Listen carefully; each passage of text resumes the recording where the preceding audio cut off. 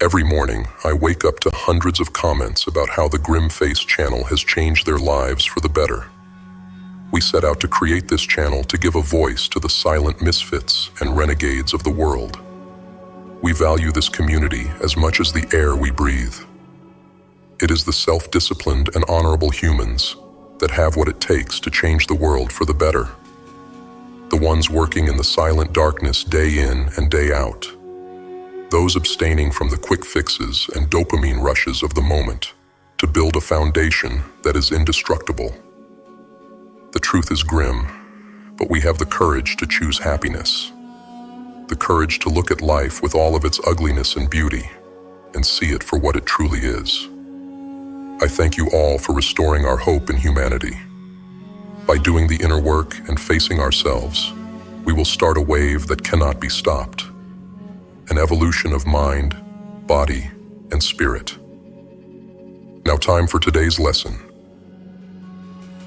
There is a secret lurking in the shadows, one so powerful and strange that only a few have dared to grasp it. It's not a mystery. It's hiding in plain sight. Most people, however, are too blind to see. Why? Because they don't think. They conform. They let themselves fall in line like sheep led to slaughter, obeying rules they never even questioned. They walk through life without ever waking up to the truth, without realizing that they have been complicit in their own imprisonment. We live in an age that should be filled with boundless opportunity. It is the era humanity has fought for, dreamed of, for centuries, an age of immense possibility. Yet most have squandered it, letting the fire that once burned in their eyes fizzle out. They start young, full of hope and ambition, certain they will rise above the masses. But by the time the years weigh down on their shoulders, that fire has faded into a flicker. Only a few, a chosen few, remain standing tall, wealthy, independent, unbroken. The rest, they conform. They bow to the grind, let themselves be swallowed by mediocrity, and fade into obscurity. They allowed their minds to be shaped by circumstances, instead of shaping their circumstances. You see, true success is not about wealth alone. It is the relentless pursuit of a worthy goal, the refusal to bend to the noise of conformity. It is knowing where you are headed, steering your ship with a destination clear in mind. Those who know this truth forge their own path. Those who do not, drift aimlessly until they crash into some deserted shore, broken and lost. Most people stumble through life without goals, without direction, without a purpose beyond simply existing. And they wonder why life remains a series of struggles, of endless battles with anxiety, fear, and doubt. They wonder why they always fall short, why everything crumbles no matter how hard they try. It's simple. We become what we think about. If you think about confusion and fear, your life becomes confusion and fear. If you have no goal, your mind will fill the void with all the worries and doubts that the world throws at you. It's like planting seeds in fertile soil. What you plant will grow. Plant nothing but negativity and uncertainty, and that is all you will ever harvest.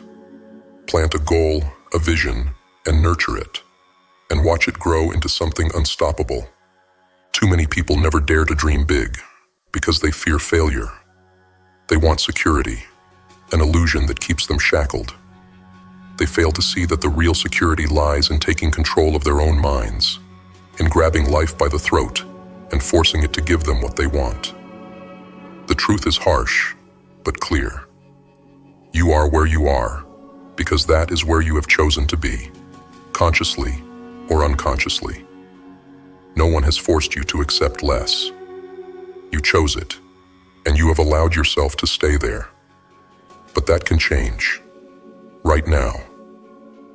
If you choose to think of greatness, to visualize a goal so clearly that it is almost real, then you've already started on the path to making it real. Take control of the wheel of that great machine, your mind, and steer it where you want to go. Stop letting it drift. Stop letting the weeds of negativity and conformity choke the life out of your dreams. Decide now. What do you want? Plant that thought in your mind and defend it against all doubts. Nurture it, care for it, feed it with the energy of your determination. The truth is, most people fail because they never dare to begin. They fear change. They fear stepping out of the line. They fear standing alone. But if you want to live, truly live, you must stop running from fear. You must grab your fear and use it as fuel. Channel it into the fire that propels you forward. Remember, it's not about competing with others. Forget them. It's about creating something greater, something meaningful. It's about realizing your vision, no matter the cost. Your life can change, and it can change now. But you must make the decision. You must plant that seed. You must commit to it fully, with no hesitation, no excuses. Embrace the strange power that lies within you. Understand it, harness it, and unleash it upon the world. We become what we think about. So think greatness, and watch as your life transforms before your eyes. The choice is yours. Drift, conform, and wither. Or rise, think, and conquer. The potential within you is limitless, but it requires you to act. Action is the bridge between thoughts and reality. Those who sit and wait for circumstances to change will always be at the mercy of the winds of chance. The ones who rise and seize control are the ones who recognize that there is no perfect moment, only this moment. If you wait for the stars to align, you will wait forever. The power lies within you to align your actions with your desires, to make progress even when everything seems uncertain. Think of the people who have accomplished greatness, not because they had fewer fears, but because they chose to act despite their fears. They did not let doubt paralyze them. They understood that fear is a natural part of the journey, and that courage is not the absence of fear, but the decision to move forward regardless. Each time you confront your fears, you weaken their hold over you. Each time you choose to move forward instead of shrinking back, you grow stronger, more capable, more resilient. It is time to stop drifting and start directing your life with purpose. It is time to be deliberate in your actions, to stop letting others define what success means to you, and to start defining it for yourself. Remember, the masses will always conform, but you do not have to. They will take the path of least resistance. They will stay in line. They will avoid discomfort at all costs. But if you want more, if you want a life that is extraordinary, meaningful, and fulfilling, then you must be willing to walk the path that few dare to tread. Set your sights high. What do you truly want out of this life? Is it comfort, the illusion of safety, or is it freedom, success, and the satisfaction of knowing you dared to live fully? The clock is ticking, and every moment wasted in hesitation is a moment lost forever. Be bold in your vision and relentless in your pursuit of it. No one is going to hand you the life you desire. You must take it. You must believe in yourself even when no one else does. And you must move forward with the conviction that you will not be denied. Understand that there will be obstacles, but they are not meant to stop you. They are there to strengthen you. Every setback, every failure, every hardship is a chance to grow, to learn, and to become stronger. The true test of character is not whether you avoid failure, but how you respond to it. The ones who achieve greatness are the ones who see failure not as a wall, but as a stepping stone, as a necessary part of the journey. They do not give up. They keep going, no matter how many times they fall. It is time to take back control of your mind, to stop letting it run on autopilot. Your thoughts shape your reality, and if you are not intentional about what you think, you will continue to get whatever life throws at you by default. You must decide to focus on what you want, and you must do it consistently. It is not enough to think positively every now and then. You must become obsessed with your vision. You must let it consume you until every fiber of your being is aligned with it. Now I want to share with you 5 strategies that I utilized in order to free myself from the system. These are strategies I implement to become successful in any endeavor. Action 1. Define your goal with absolute clarity. The first step to breaking free from the chains of conformity is to decide exactly what you want. Not just a vague wish or a fleeting idea, but a clearly defined goal that ignites your soul. Write it down. Describe it in detail. The more vivid the vision, the more power it will have over your thoughts and actions. Make it so precise that you can see it, touch it, and feel the emotions of achieving it. This will serve as your compass, guiding you through any storm life throws at you. Action 2. Guard your mind against negativity. Your mind is fertile soil. Be cautious about what you plant. Avoid negativity like the plague. It comes from everywhere. Media, people around you, even your own doubts. Each time you catch yourself thinking negative thoughts, replace them immediately with thoughts of your goal, of the success you crave. Surround yourself with people who uplift you. Consume content that inspires and motivates you. And treat every negative influence as a weed to be pulled out and discarded. Your mind must become a sanctuary for your dreams. Action 3. Visualize and affirm your success. Daily. Visualization and affirmations are tools that successful people use to align their subconscious mind with their goals. Every day, take time to visualize your goal as if it's already been accomplished. Feel the pride, the satisfaction, the sense of achievement. Speak affirmations that reinforce your belief in your ability to succeed. Repeat statements like, "I am in control of my destiny," or "I have the power to achieve greatness." The more you do this, the more your subconscious will align with your conscious desires, creating an unstoppable force within you. Action 4. Take decisive, consistent action. A goal without action is merely a dream. Once you've defined your goal and committed to it, you must take consistent action every day, no matter how small. Action turns thoughts into reality, and every step forward is progress. Break your larger goal into smaller, manageable tasks, and tackle them relentlessly. Understand that setbacks will happen. Embrace them, learn from them, but never stop moving. Consistency is the difference between those who achieve their dreams and those who are forever haunted by what could have been. Action 5. Embrace discomfort and conquer fear. Fear is the barrier between you and your dreams. It is the shadow that keeps you from stepping into the light of your potential. To conquer fear, you must face it head on. Do the things that scare you, and push yourself out of your comfort zone regularly. Growth lies beyond the comfort of what is known.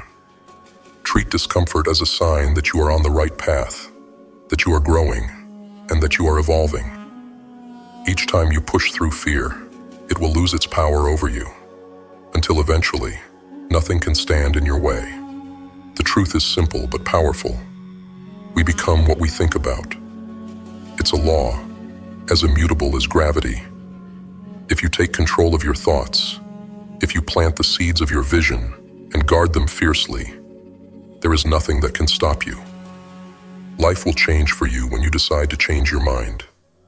So, define your goals, guard your thoughts, visualize your success, take action, and conquer your fears.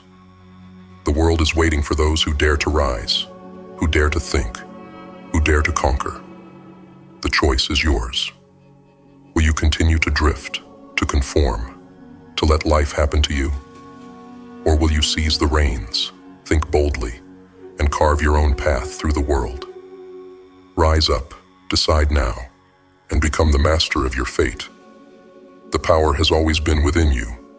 It's time to unleash it. The moment your eyes open in the quiet stillness of dawn, you stand at the crossroads of possibility. What do you tell yourself in that sacred moment? Is it a whisper of doubt or a declaration of dominance? Let me tell you this. The words you choose in those first moments after waking are not just idle thoughts. They are commands issued to the universe, directives that shape the very fabric of your reality. Your morning self-talk is your battle cry, the anthem of your day. It is the software that programs your mind to either soar above challenges or crumble under their weight. If you rise and tell yourself, "I can't," you have already lost before the day begins. But if you rise with purpose, if you rise with power and declare, "I will," you ignite a fire that cannot be extinguished. Every affirmation you speak is a seed planted in the fertile soil of your subconscious. Tell yourself you're unstoppable, and you'll bulldoze through obstacles like they were never there. Convince yourself you're defeated, and you'll fold at the first sign of resistance. This is not magic. It's mental alchemy. Your thoughts, spoken aloud in those first moments, are the blueprint for your actions, your reactions, and ultimately, your results. Look in the mirror, even if your reflection feels like a stranger. Speak to that person with authority, with intention. Say, "Today, I conquer. Today, I rise. Today, I do not kneel to weakness or fear." Do not whisper these words timidly. Say them as if the world is listening. Say them as if your life depends on it, because it does. This is the law of the mind. What you feed it in the morning becomes the fuel for your entire day. Feed it doubt, and you'll starve your potential. Feed it strength, and you'll become unstoppable. Understand this. Your mind doesn't care whether the words you speak are truth or lies. It believes what you tell it. If you say you're powerful, it will find evidence to prove you right. If you say you're weak, it will gather evidence to reinforce that too. So why not choose power? Why not choose resilience? Why not choose victory? Each morning, you are reborn. The failures of yesterday, the anxieties of tomorrow, they are shadows. Do not carry them with you into the light of a new day. Instead, speak life into your potential. Speak fire into your ambition. Speak war into your doubts. You are not a victim of circumstance. You are the architect of your reality. And that reality begins with the first words you speak when the sun rises. So make them count. Your mind is a garden, a vast, untamed expanse of fertile soil, waiting for your command. Every thought you have, every whisper in the quiet corners of your mind, is a seed. Some seeds are vibrant, pulsing with the energy of growth, success, and abundance. Others are dark, twisted with the roots of doubt, fear, and failure. And here's the truth that many are too afraid to face. You are the gardener. Every seed you plant is your choice. Every bloom or thorn that grows is your responsibility. If your garden is overrun with weeds, thoughts of self-doubt, laziness, and regret, it's not because the world is cruel or unfair. It's because you've allowed those seeds to take root.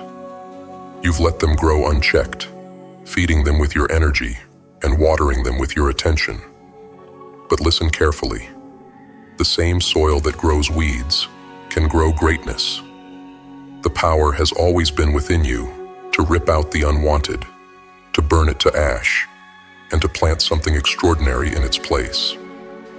The soil doesn't discriminate. It doesn't care whether you plant the seeds of hope or despair. It will nourish whatever you give it. So ask yourself, what am I planting? Are you sowing seeds of positivity and resilience, telling yourself, I am unstoppable. I am deserving of success. I will rise no matter what stands in my way. Or are you scattering the seeds of failure with thoughts like, I can't. I'm not good enough. What's the point? Understand this. Every thought you allow to linger, every word you speak to yourself, shapes the garden of your mind. Neglect it, and it will grow wild with chaos. Tend to it with care, and it will become a sanctuary of strength, purpose, and abundance.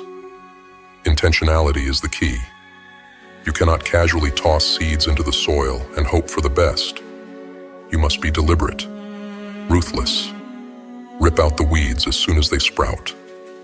When the voice of fear whispers, "You'll fail," drown it out with the roar of determination. "I will not quit. I will not break. I will succeed." Your garden thrives on discipline. The more you nurture positive thoughts, the stronger their roots grow, until no storm can uproot them. The more you practice intentional self-talk, the more your mind will bloom with opportunities, solutions, and the will to win. But be warned, neglect is easy. It takes no effort to let weeds choke the life from your garden. It takes no strength to give in to negativity. Discipline is hard. Discipline demands effort, patience, and relentless focus. But the reward is a mind so powerful, so fertile, that nothing can stop you. Imagine walking through your garden and seeing every flower, every tree, every blade of grass as a reflection of your thoughts. Will it be a place of beauty and abundance, or will it be a wasteland of despair? The choice is yours. It has always been yours. Today, you decide what seeds to plant. Today, you decide what kind of life you will grow. Look at the soil beneath your feet. Feel the weight of your responsibility. You are the gardener. Your mind is your masterpiece. Cultivate it with care, or watch it wither. Plant boldly, plant relentlessly, and watch your life transform.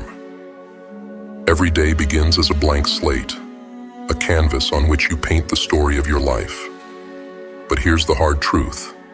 The brush is in your hand, and the colors are your thoughts, your choices, and your actions. If you wake up aimless, defeated, and reactive, then your life will reflect that chaos. But if you wake up with clarity, conviction, and purpose, you can create a masterpiece. The 5 daily affirmations are not just words. They are weapons, sharp, deliberate, and powerful. When wielded with conviction, they can cut through the chains of mediocrity and fear, forging a framework for unstoppable success. But only if you speak them like you mean them. Whisper them timidly, and they are hollow echoes. Speak them with fire, and they become your truth. Affirmation 1. Today, I choose to be positive. Understand this. Positivity is not some naive optimism or blind happiness. It is a weapon. It is the refusal to let negativity dictate your day. When you say, "Today, I choose to be positive," you are declaring war on self-doubt, on fear, on every excuse that tries to take root in your mind. You are saying, "I will control my emotions. They will not control me." Positivity is power. Harness it. Affirmation 2. I am grateful for all that I have. Gratitude is the antidote to weakness. It reminds you of what you've already overcome, what you've already built. When you repeat this affirmation, you are planting a flag in the ground, saying, "I have enough, but I will not settle.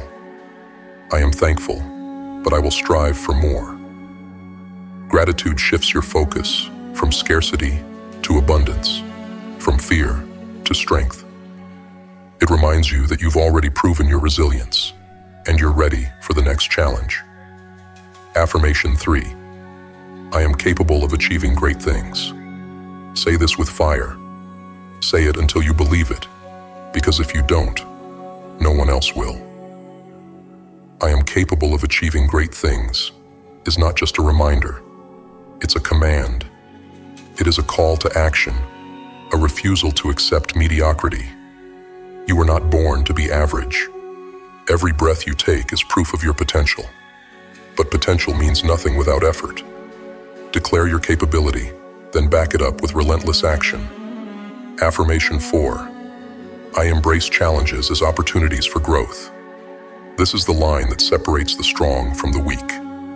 Challenges will come. This is certain. Most people cower, make excuses, or give up. But not you. When you say, I embrace challenges as opportunities for growth, you are staring adversity in the face and saying, come at me. You understand that growth is forged in the fires of discomfort. Pain is your teacher. Struggle is your ally. Challenges don't break you. They build you. Affirmation 5. I take action towards my goals every day. Without action, affirmations are just empty promises. This is where most people fail. They dream, they hope, they speak, but they do not move. When you say, I take action towards my goals every day, you are separating yourself from the masses. You are committing to progress, no matter how small, no matter how hard. Action is the only language the universe understands. If you take no steps, you have no right to expect results. These 5 affirmations are not just morning mantras. They are a framework for a life of purpose, power, and success. Speak them every day. Speak them with conviction. But more importantly, live them. Choose positivity like your life depends on it, because it does. Ground yourself in gratitude, but never settle. Believe in your greatness, and work until it becomes undeniable. Welcome challenges with open arms, and crush them with unshakable resolve. And above all, take action, every single day. Your life is a reflection of your choices. Your words shape your mindset. Your actions shape your reality. Start with these 5 affirmations, and watch how your world begins to shift. But remember, the power is in you. These words are just the beginning. It's what you do with them that defines your legacy.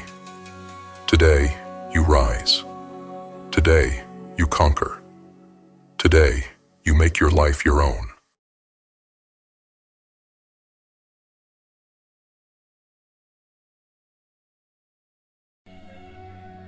Tonight, something unexpected happened.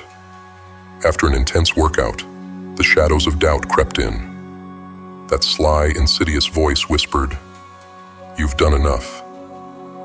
Just skip this one video. It's no big deal."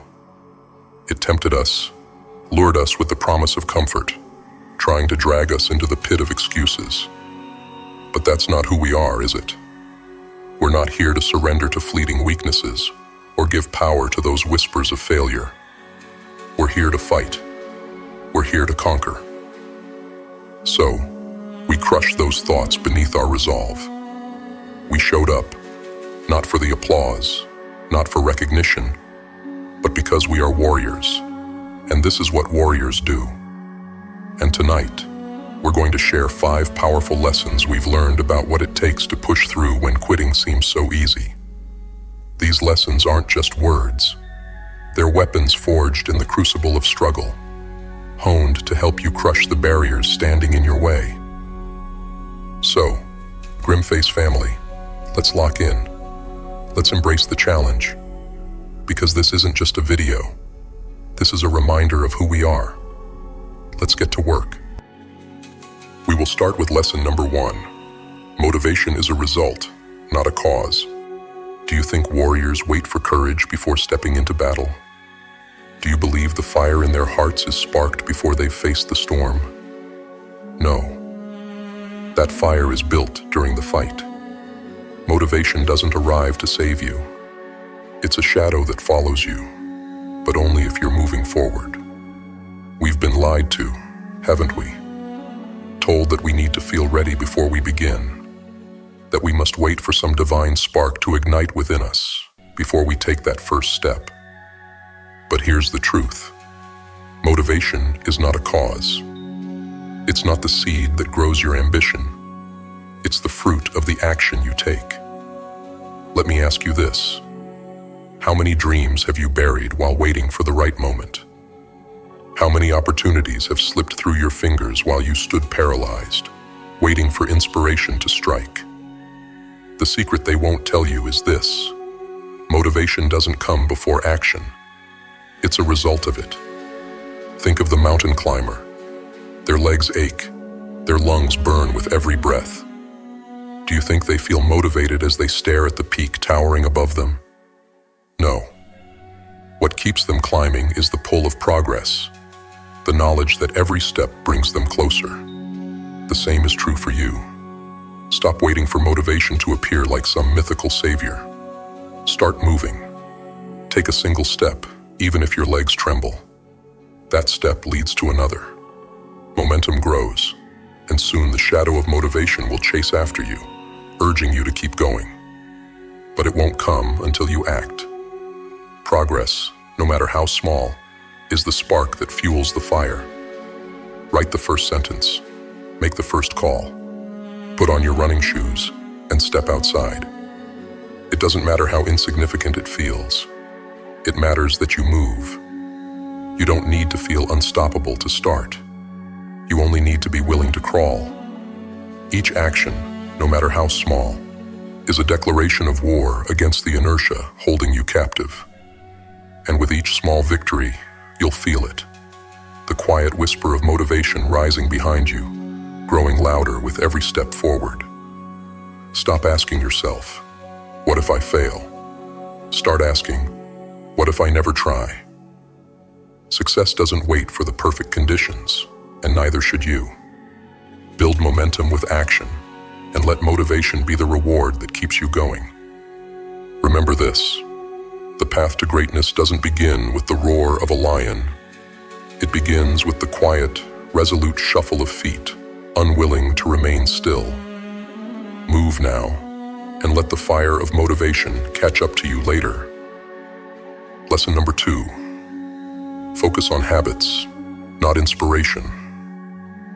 Inspiration is a fleeting mirage, a ghost that whispers promises in the night, but vanishes with the dawn. How often have we waited for that spark, believing it would ignite a fire powerful enough to consume all obstacles? And how often has it left us cold and stranded, staring at the ashes of unfulfilled dreams? Success does not answer to inspiration. It bows to discipline. It kneels before the altar of habit. The truth is raw, brutal, and liberating. It isn't what we feel like doing that defines us. It's what we do when no one is watching. Every great achievement was born, not from a moment of brilliance, but from an endless march of ordinary, unremarkable steps. The ones who win are not those who ride the storm of inspiration, but those who master the grind. They wake up when they're tired. They work when they're uninspired. They fight when they feel like quitting. You want to change your life? Stop waiting for motivation. Stop chasing fleeting highs. Focus on building habits that serve your purpose. Small, consistent actions. They are the quiet architects of greatness. The world will sell you lies, whispering that inspiration is the key to transformation. It's not. Inspiration is weak. Habits are unstoppable. Every day you repeat the action. You cast a vote for the person you want to become. Each choice, no matter how small, carves your future in stone. Let me ask you, how much time have you wasted waiting for inspiration to strike? How many mornings have you promised yourself you'd start tomorrow, only to fall into the same patterns? Every wasted moment is a betrayal of your potential.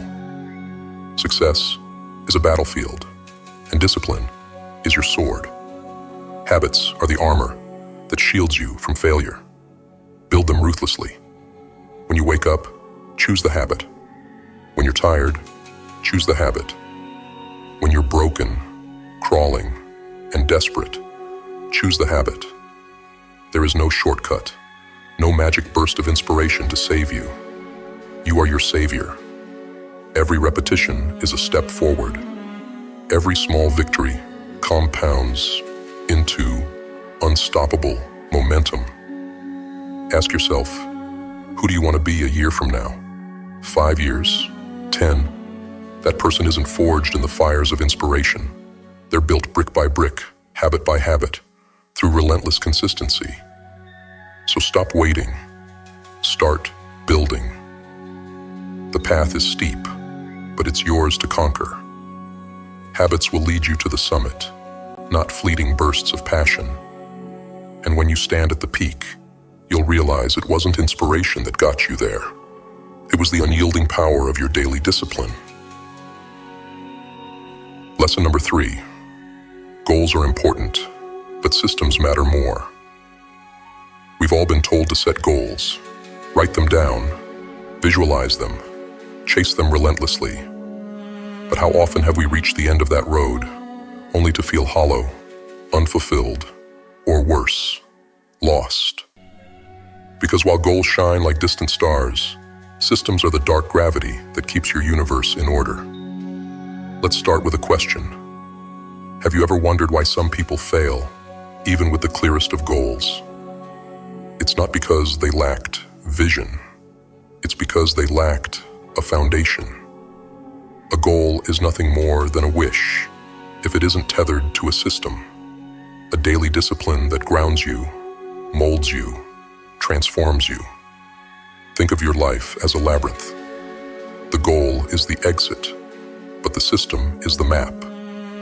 Without it, you wander aimlessly, grasping at illusions of success. But every wrong turn costs you time, energy, and resolve. Systems, on the other hand, are the threads you lay down every single day to trace your way out of that maze. The truth is brutal. The end result doesn't matter if the process is broken. Do you think the greatest warriors sharpened their blades only on the eve of battle? Number. Their systems, their relentless training, their daily rituals, their discipline carved their names into the annals of history long before they stepped onto the battlefield. Stop obsessing over the finish line. The finish line doesn't exist. Every time you reach it, another appears. Success is not a destination. It's the byproduct of the systems you build and the person you become along the way. Your daily routines, they're the chisels that sculpt your destiny. Each action, however small, etches your name onto the monument of who you will become. The meals you eat, the books you read, the conversations you avoid, the sacrifices you make.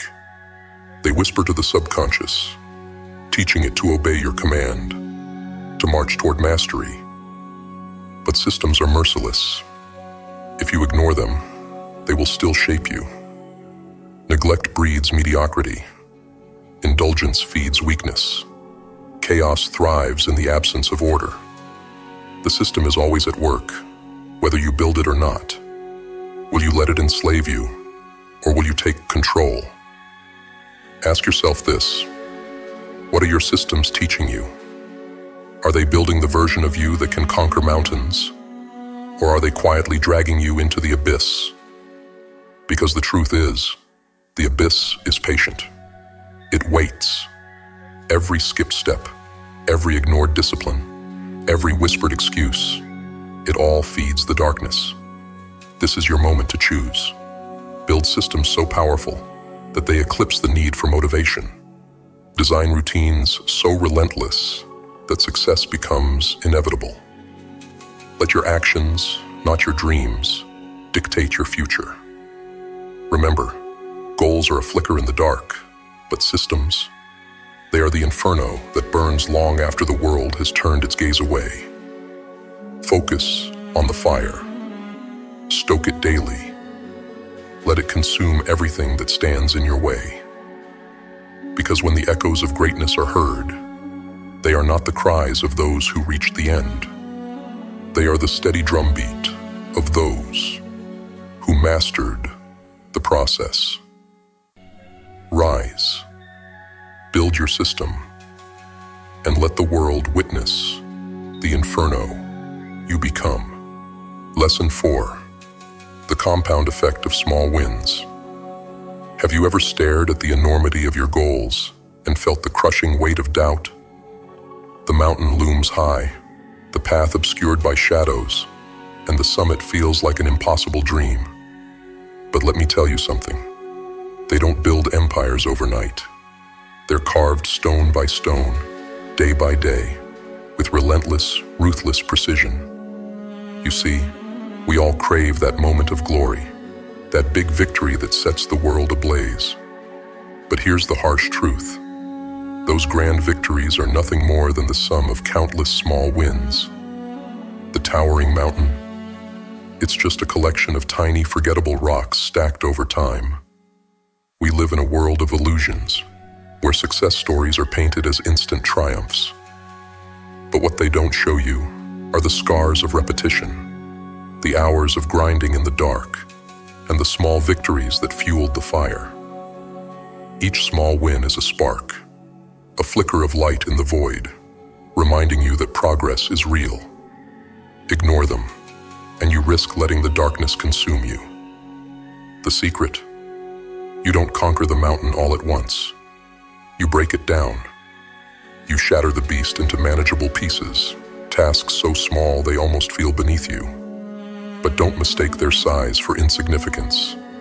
These tasks are weapons, each one a strike against the inertia of inaction, each one a battle won. And with every small success, momentum grows. Do you feel that? That subtle shift in the air? It's the feeling of movement, of progress. Small wins whisper a truth the world doesn't want you to hear. You are capable. Small wins are addictive. Each one sends a message to your subconscious. You can do this.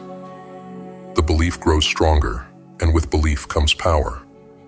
You stop questioning whether you can climb the mountain and start asking yourself how high you're willing to go. Doubt crumbles under the weight of your progress. Fear becomes irrelevant. But it doesn't end there. Small wins are the architects of habit, and habit is the engine of achievement. What starts as effort becomes instinct. You don't just move the mountain, you become the force that reshapes it. Now here's the part they won't tell you. Complacency is the enemy of momentum. It lurks in the comfort of your victories, waiting to devour your drive. Celebrate your wins, but don't linger. Let them fuel your next move, your next battle. Momentum is fleeting if you let it rest. Keep moving, or risk falling back into the abyss. Lesson 5. Passion follows competence. You've been lied to, told to chase your passion, to scour the world for something that will set your soul on fire.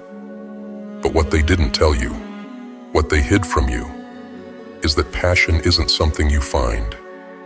Passion is something you forge.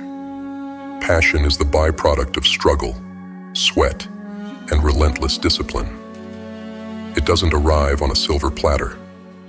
It is earned, carved from the stone of mediocrity, through the blade of mastery.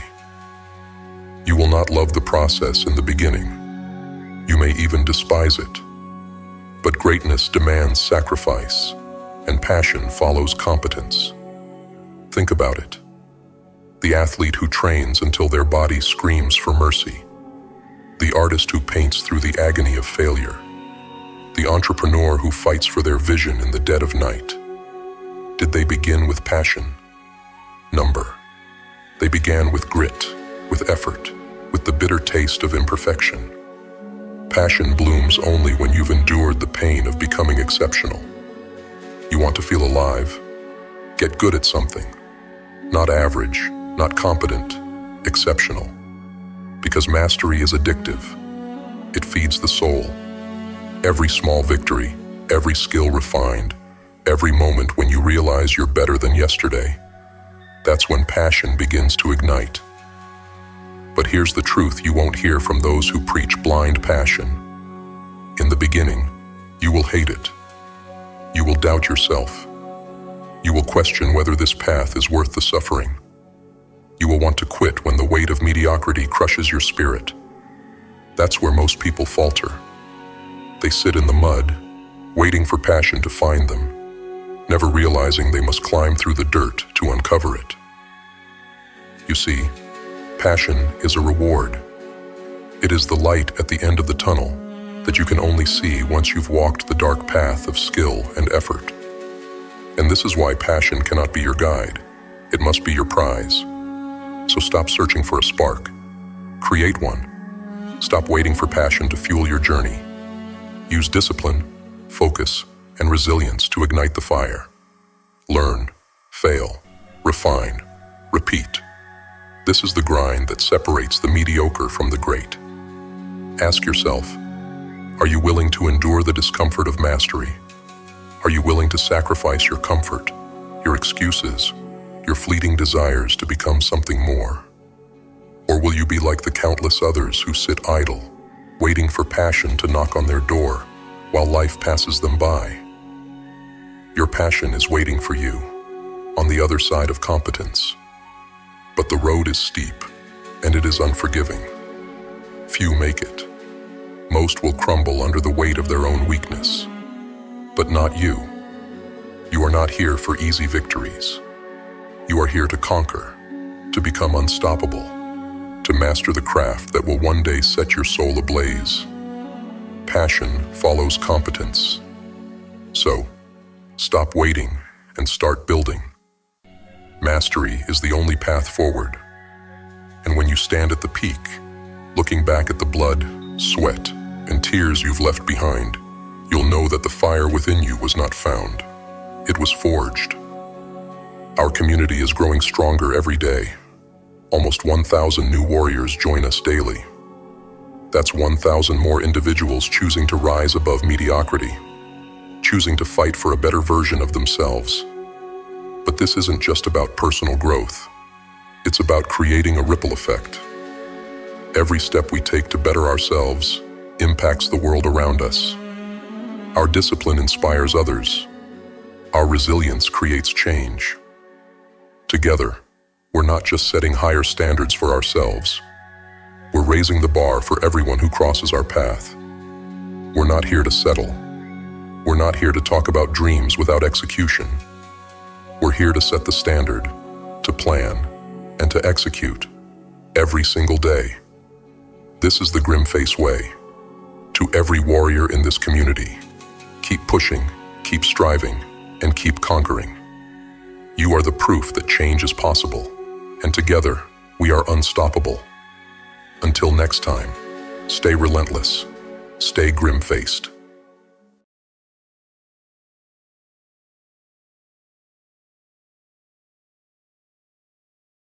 Welcome, outcasts, rebels, and wanderers. Welcome to the Grimface community. Here, we are the black sheep who refuse to be corralled by the illusions of society. Here, we dare to dig deeper, confront our shadows, and wrestle with the truth. Today, we embark on a journey into the very core of what it means to live, to suffer, and to find purpose in the chaos.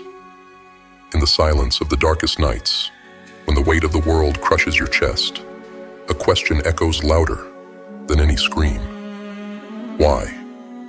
Why must we wake to the agony of another day? Why must our hearts endure betrayal, loss, and despair? These questions are not signs of weakness. They are the mark of a mind desperate to understand the chaos it inhabits. The question itself is a spark of hope, for only those who still care about meaning will seek it in their suffering. The most dangerous silence isn't the absence of sound, it's the absence of questioning. When you stop asking why, you surrender to the void. But to ask is to fight, to resist the pull of oblivion. That question, why, is not a curse, but a gift. It is your crucible, your fiery trial, where your soul is tested and reshaped. Suffering is not the void that swallows meaning. It is the flame that burns away illusions and reveals the unshakable truth within you. Imagine a blacksmith forging a blade. The raw metal must be hammered, heated, and cooled repeatedly to become something strong, something unbreakable. Your pain is the hammer. Your challenges are the fire. Each blow you endure is refining you, stripping away the superficial and leaving behind a core of resilience and purpose. Without the forge, the metal remains useless. Without suffering, your purpose remains dormant. Life itself is like a vast, unending wilderness. It is neither kind nor cruel. It simply is. It offers no guidance, no path, and no guarantees. The wilderness does not care whether you stumble or soar. It is indifferent to your triumphs and your tragedies. Yet in this indifference lies your greatest opportunity. You are not merely a wanderer lost in the wilderness. You are a creator. The wilderness is shapeless until you walk through it. Each choice you make, each step you take, carves a path through the chaos. You decide whether that path is one of despair or one of purpose. The terrain may be treacherous, but it is yours to navigate. And in that navigation, you define yourself. You are not the wilderness. You are the architect of its meaning. Every moment of despair is a canvas waiting for your brushstroke. Each tear you shed, each scar you bear, is part of a larger masterpiece only you can create. The wilderness does not define you. It is a reflection of what you project into it. If you walk with purpose, the wilderness becomes your proving ground. If you walk aimlessly, it becomes your prison. The question why is not there to haunt you. It is there to empower you. It forces you to confront your fears, your limits, and your truths. And in answering it, you find not just meaning, but the strength to rise again and again until the wilderness bends to your will. Imagine a sculptor standing before a block of unshaped stone. At first glance, it is nothing remarkable, rough, heavy, and inert. But to the sculptor, it holds infinite potential. Each strike of the hammer and chisel removes a fragment, revealing a piece of the vision hidden within. The process is not gentle. It is violent and deliberate. Every blow that chips away at the stone seems destructive, yet it is through this destruction that beauty emerges. Your life, too, is a block of stone, and your pain is the sculptor's tool. Each hardship you endure feels like a strike, sharp and relentless, but it is carving out the person you are destined to become. Resistance to the chisel is natural. When the hammer falls, the instinct is to pull away, to shield yourself from the sharp edges of adversity. But in doing so, you delay your transformation. To resist the chisel is to remain a shapeless block, full of potential, but unformed, untested, and incomplete. The stone that never feels the sculptor's touch remains forever in its raw state, safe perhaps, but unfulfilled. The true masterpiece emerges only when the stone surrenders to the sculptor's vision, trusting that every strike, no matter how painful, is part of a greater design.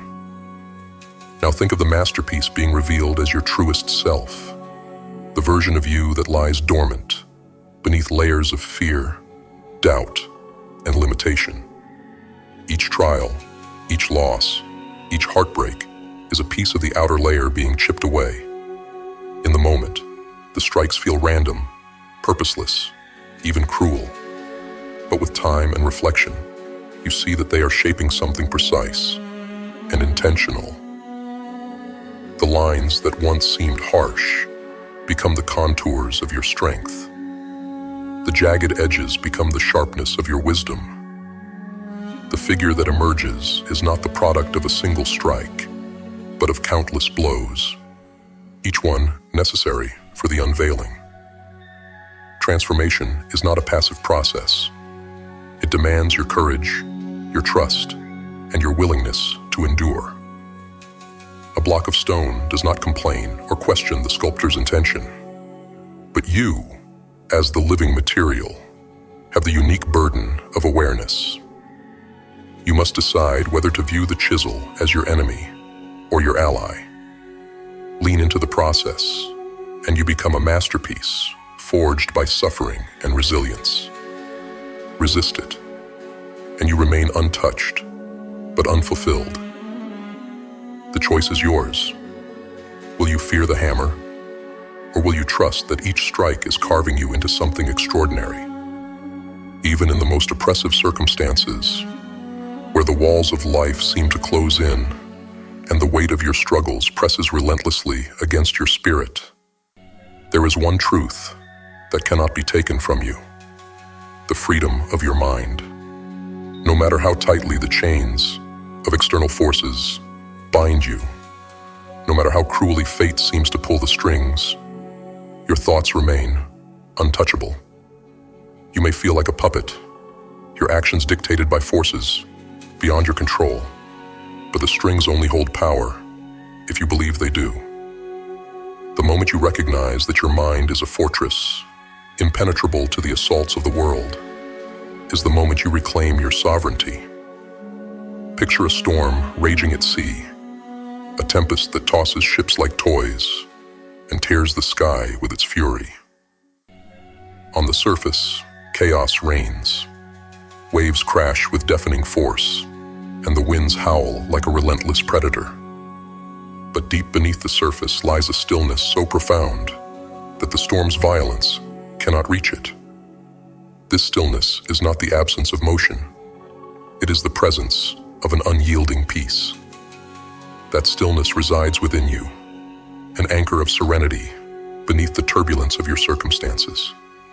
It is your core, untouched by the storms of life, waiting for you to retreat into its calm embrace.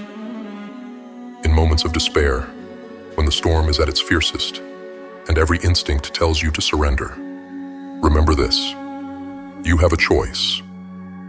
You can allow the waves to dictate your direction, pulling you into the depths of helplessness, or you can drop anchor into that inner stillness and weather the storm with unwavering resolve. The storm does not define you. It is a temporary state, a test of your endurance and will. How you respond, whether you rise to meet the challenge or let it consume you, defines your character and shapes your destiny. Circumstances are nothing more than the surface-level fluctuations of life, unpredictable and uncontrollable. But your response is the profound depth beneath, a realm entirely within your command.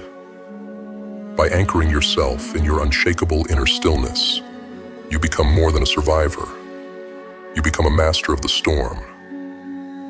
In every crashing wave and roaring wind, there lies an opportunity to prove to yourself that your spirit is not a ship to be wrecked, but a vessel designed to endure, adapt, and transcend.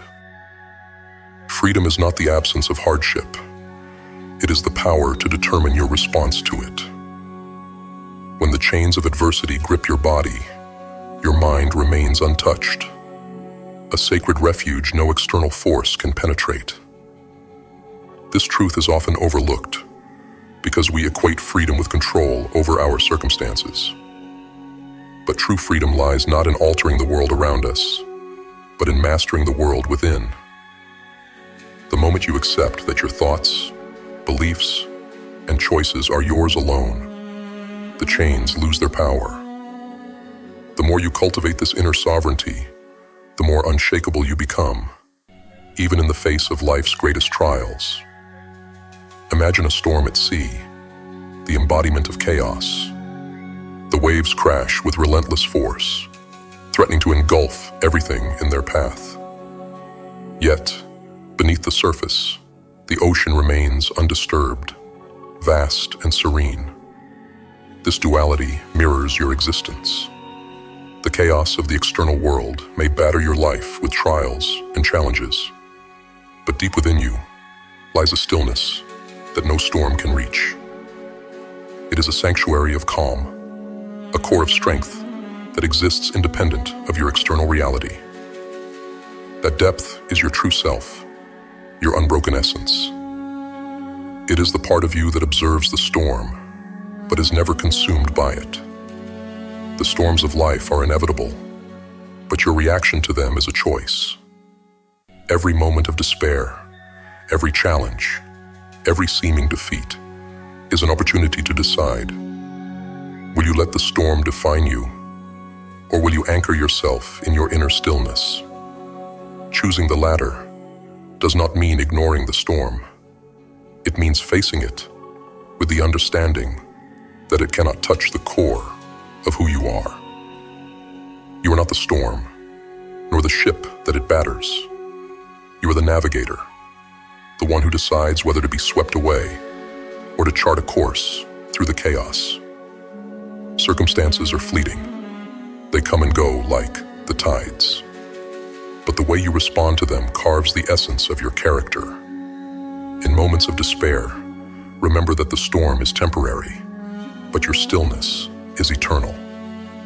By anchoring yourself in your inner calm, you transform adversity into a proving ground for resilience and wisdom.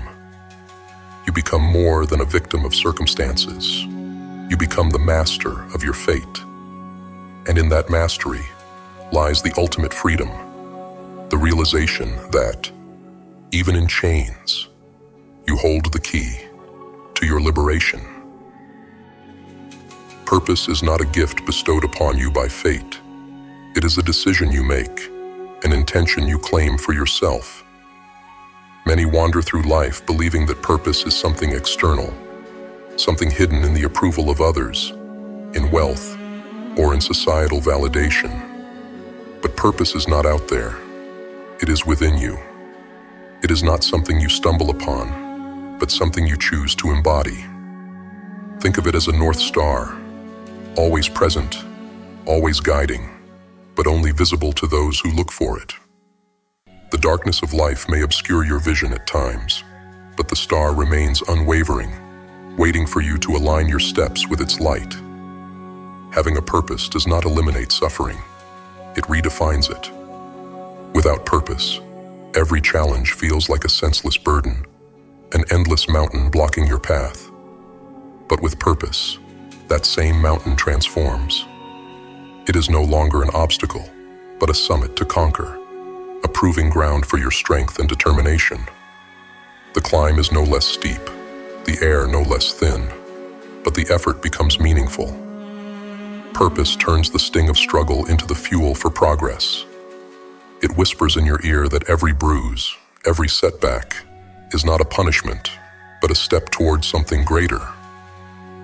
To find your purpose, ask yourself not what the world expects of you, but what sets your soul on fire. What is it that calls to you even when everything else seems to conspire against your success? What pursuit makes the pain worthwhile, the effort meaningful? These questions are not rhetorical. They are the compass to your North Star. The answers are not hidden in the expectations of others or the distractions of the world. They are buried deep within your own heart. Purpose does not wait to be stumbled upon. It waits to be claimed by the courageous. When you choose your purpose, you take control of your story. You become more than a wanderer lost in the wilderness. You become an explorer, charting a path through the unknown. Every misstep, every fall, becomes a lesson. Every challenge becomes an opportunity to refine your strength. Purpose gives direction to your chaos and meaning to your suffering. It is not a destination, but a journey, one that continues to shape and define you with every step. The question is not whether you have a purpose. The question is whether you are ready to embrace it, no matter the cost. When the fires of life rage and leave nothing but ashes in their wake, it may feel like an end. But endings are deceptive, for ashes are not the barren remains of destruction. They are the foundation of renewal. They hold the nutrients for growth, the essence of what once was, transformed and ready to foster something new. In the aftermath of life's most devastating trials, you may feel stripped bare, but remember that these ashes are fertile ground. They are the soil where the seeds of legacy can take root. Your struggles, your pain, and your resilience are not just for you. They are the foundation upon which others will build their strength. Picture a single tree standing defiantly in a barren wasteland. The land around it is cracked and dry, devoid of life, yet the tree remains. Its roots stretch deep into the earth, finding sustenance where none seems possible. It draws life not from abundance, but from scarcity.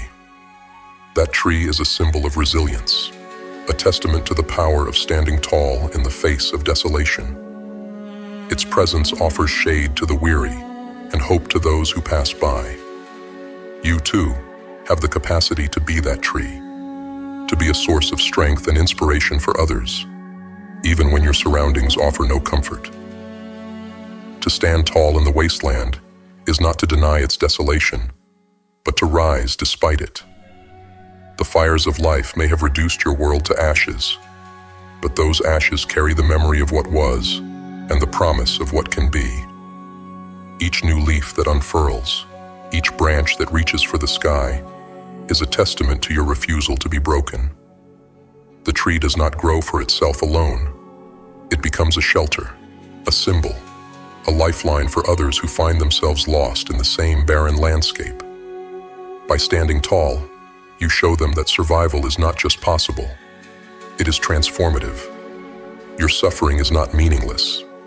It is the soil from which others will draw their strength. Every scar you bear, every trial you endure, becomes part of a greater legacy. Just as the tree's roots anchor it firmly in the earth, your experiences ground you, giving you the resilience to rise again.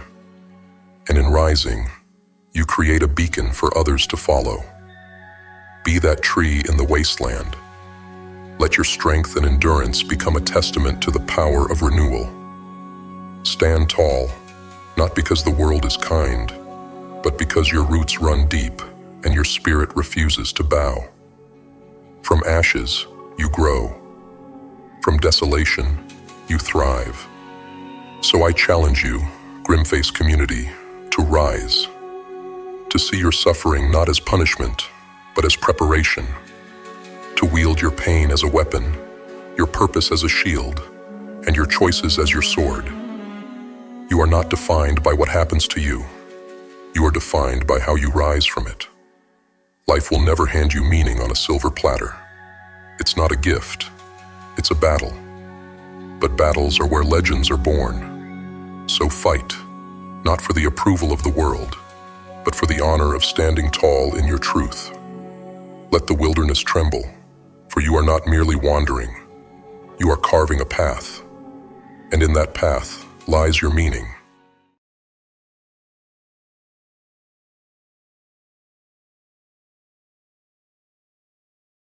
Welcome, warriors, to the Grimface community, a force growing stronger with every passing day. Together, we are carving a path that cannot be ignored, a path that challenges the norms and inspires true greatness. Nearly 1,000 new subscribers join our ranks each day, bringing with them their passion, their fire, and their hunger for a life beyond the ordinary. Together, we are unstoppable. We are humbled and grateful to stand among such extraordinary individuals, people who refuse to settle, who work tirelessly on themselves, day in and day out, not just for their own growth, but to leave a lasting impact on the world. You are the ones who understand that true change begins within, and through your transformation, you make the world a better place. Grimface exists for you. We are here to guide you, to challenge you, and to ensure you stay on track. Success isn't a destination, it's a journey, and we are honored to walk that road with you. This is not just a community, this is a movement, a revolution of those who dare to defy mediocrity and rise above the noise. Now let's dive into the tools, the mindset, and the skills that will keep you sharp, relentless, and victorious in every battle life throws your way. Together, we are Grimface. Together, we rise. The tragedy of life is not that we are powerless. It is that we willingly give up our power. We trade it for comfort, for approval, for the fleeting security of conformity. But let me tell you this: comfort is the enemy of greatness, and conformity is the death of the soul. If you want to truly live, you must unchain the beast within. You must shatter the illusions that bind you and step into the darkness where your true power awaits. The first step is to free yourself from the prison of fear. Fear is the first chain that binds you. It doesn't come with clanking metal or screaming alarms. No, it's far more insidious. Fear wraps itself around your mind like a serpent, whispering sweet lies. Stay here. Don't take risks. What if you fail? What if they laugh at you? And you listen. You let it coil tighter and tighter until you're paralyzed, unable to move, unable to breathe. But here's the truth. Fear isn't your enemy. It's your guide. Fear points to the very thing you must do to grow. The things you fear most are the things that hold the keys to your freedom. Think about it. Why does the thought of stepping outside your comfort zone terrify you? Why does the idea of chasing your dreams make your chest tighten? Because fear knows that if you conquer it, you will become unstoppable. Fear guards the gates of greatness. It's a test, a challenge, a crucible. Imagine standing at the edge of a cliff, the wind howling around you, the abyss stretching endlessly below. Your heart pounds, your palms sweat, and every fiber of your being screams at you to step back.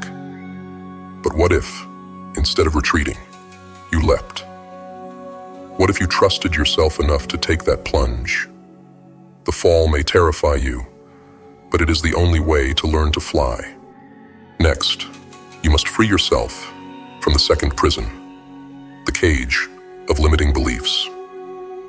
If fear is the chain that binds you, your beliefs are the cage that traps you. From the moment you were born, the world has been feeding you lies. You're not smart enough.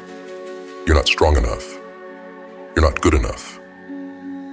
These lies become the bars of your mental prison, keeping you small, keeping you obedient. But let me ask you this: who decided what you're worth? Who gave them the right to define your potential? Every time you accept a limiting belief, you hand over the keys to your destiny. You let someone else dictate the terms of your life. Picture a lion born in captivity. It grows up in a cage, fed scraps, never knowing the thrill of the hunt. It paces back and forth, its mighty roar reduced to a whimper. But deep inside, it is still a lion.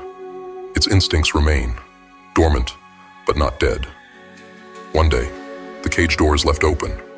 The lion hesitates, unsure, afraid. It has been conditioned to believe that the cage is all there is. But the moment it steps out, it remembers its power. It remembers what it is. You are that lion. The cage is an illusion, built from lies you've been told, and lies you've told yourself. Break the bars. Question everything.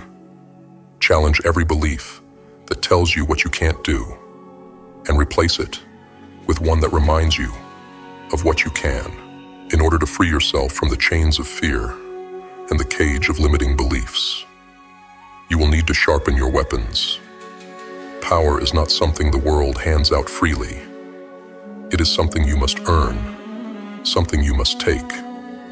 And the currency of power is skill. Not just any skill, but the kind that makes you indispensable, the kind that makes the world take notice.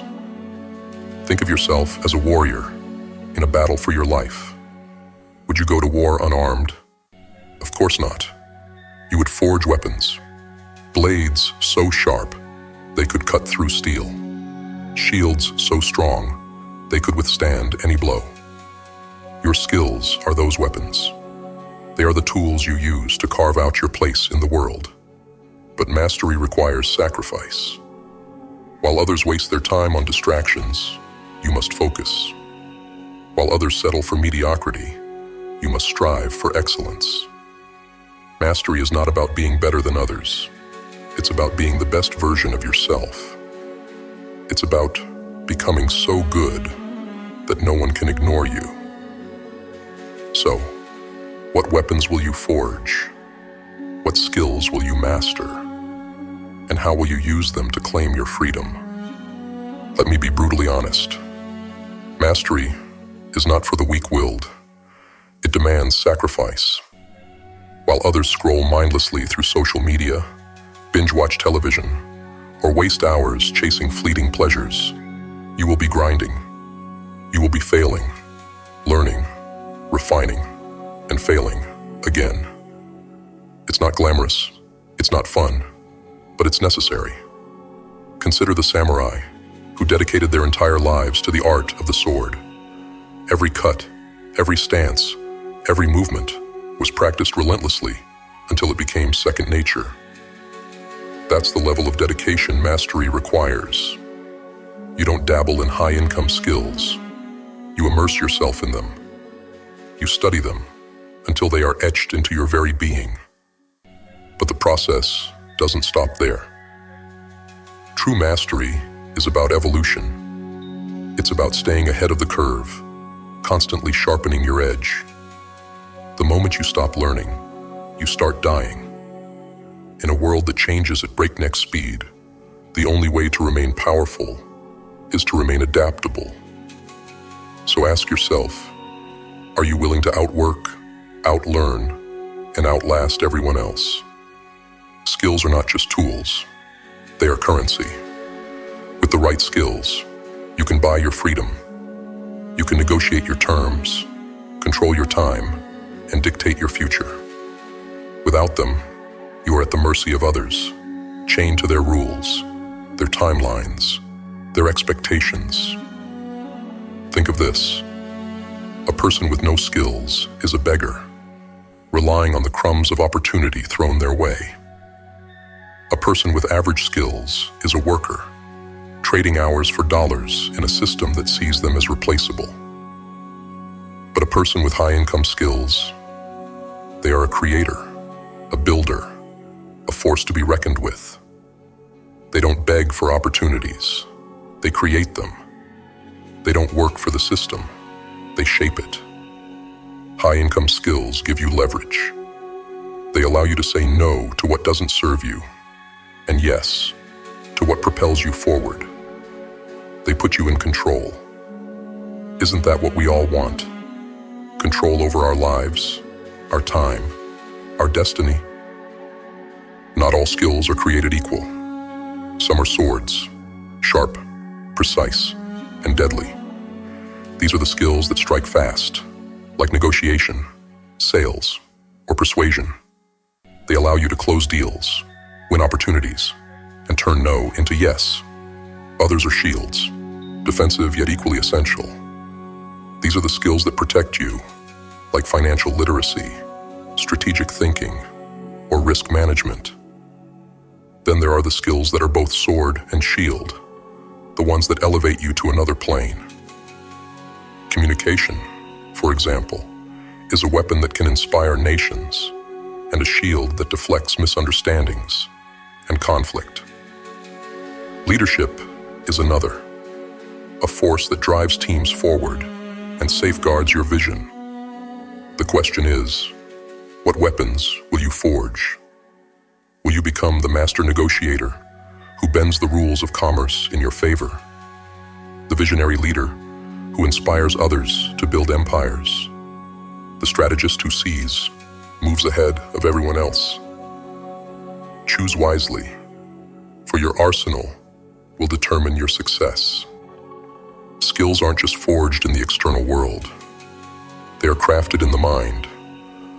Mastery begins with your mental state. If you believe you are incapable, you will be. If you believe you can't compete, you won't. the forge of high-income skills, is built on a foundation of self-discipline, confidence, and resilience. Every time you push through frustration, every time you resist the urge to quit, you are strengthening your mental forge. The fire of failure will test you, but it will also refine you. And when the time comes to wield your skills, you will not falter. You will strike with the precision of a master and the power of a force unstoppable. There is a cost to everything. The cost of mastery is sacrifice, but the cost of mediocrity is far greater. Mediocrity costs you your freedom. It costs you the respect of others, and more importantly, the respect of yourself. It chains you to a life of regret, where you are haunted by the knowledge of what could have been. So, I ask you, are you willing to pay the price of mastery, or will you settle for the crushing debt of mediocrity? Will you forge the weapons you need to carve out your destiny, or will you walk into the battlefield of life unarmed, hoping for mercy in a world that offers none? The path is clear. The choice is yours. Forge your weapons, master your skills, and step into the power that has always been within you. The world will not hand you freedom, wealth, or success. You must take it. And the only way to take it is to be so skilled, so valuable, and so unstoppable that the world has no choice but to bow to your will. You must then unlock the treasure within. Inside you lies a vault, locked tight, filled with unimaginable potential. It holds your dreams, your talents, your power. Most people die with that vault unopened, their potential wasted, their greatness unrealized. But you are not most people. You feel the weight of that vault, the pull of what lies inside. To unlock it, you must commit. You must devote yourself fully to your purpose, cutting out everything that does not serve you. Time is your most precious resource. Every second you waste is a theft from your future self. Guard it fiercely. Use it wisely. The world will try to distract you, to pull you away from your path. Don't let it. Focus. Prioritize. Execute. Ask yourself, what is worth your time? What is worth your life? And are you willing to sacrifice everything else to unlock your potential? This path is not for the faint of heart. It demands everything from you. Your time, your energy, your comfort. You will lose friends. You will face rejection. You will endure pain. But every sacrifice you make brings you closer to freedom. Think of the phoenix, consumed by flames, reduced to ashes, only to rise again, stronger and more powerful than before. That is the path you must walk. You must be willing to let the old you die so that the new you can be born. Sacrifice is not a curse. It is a toll. It is the price you pay for greatness. Are you willing to pay it? The final step is to unleash the beast. At the end of this journey, there is a door. Behind it lies the life you were born to live, the power you were meant to wield. The key to that door is already in your hands. It was forged in your struggles, shaped by your failures, and sharpened by your determination. So, the question remains, will you turn the key? Will you unchain the beast within and step into the life you were meant to live? Or will you remain in the cage, clinging to the illusion of safety, while the fire within you slowly burns out? The choice is yours. But know this, the world will not give you freedom, power, or greatness. You must take it. The beast within you is waiting. Set it free, and watch as the world bows before your roar.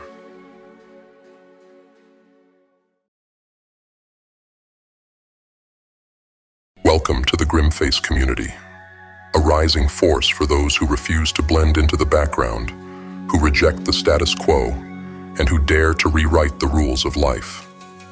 This is not just a group, it's a movement. Together, we are building something unstoppable, something unbreakable. In this space, we embrace the truths others are too afraid to face, and one of the harshest truths we must confront is this: the more you achieve, the more criticism you will endure. This truth is not a possibility, it's a guarantee. Achievement comes with a price, and that price is resistance. The higher you climb, the more exposed you become. The more visible you are, the easier it is for people to aim their words, their doubts, and their insecurities at you.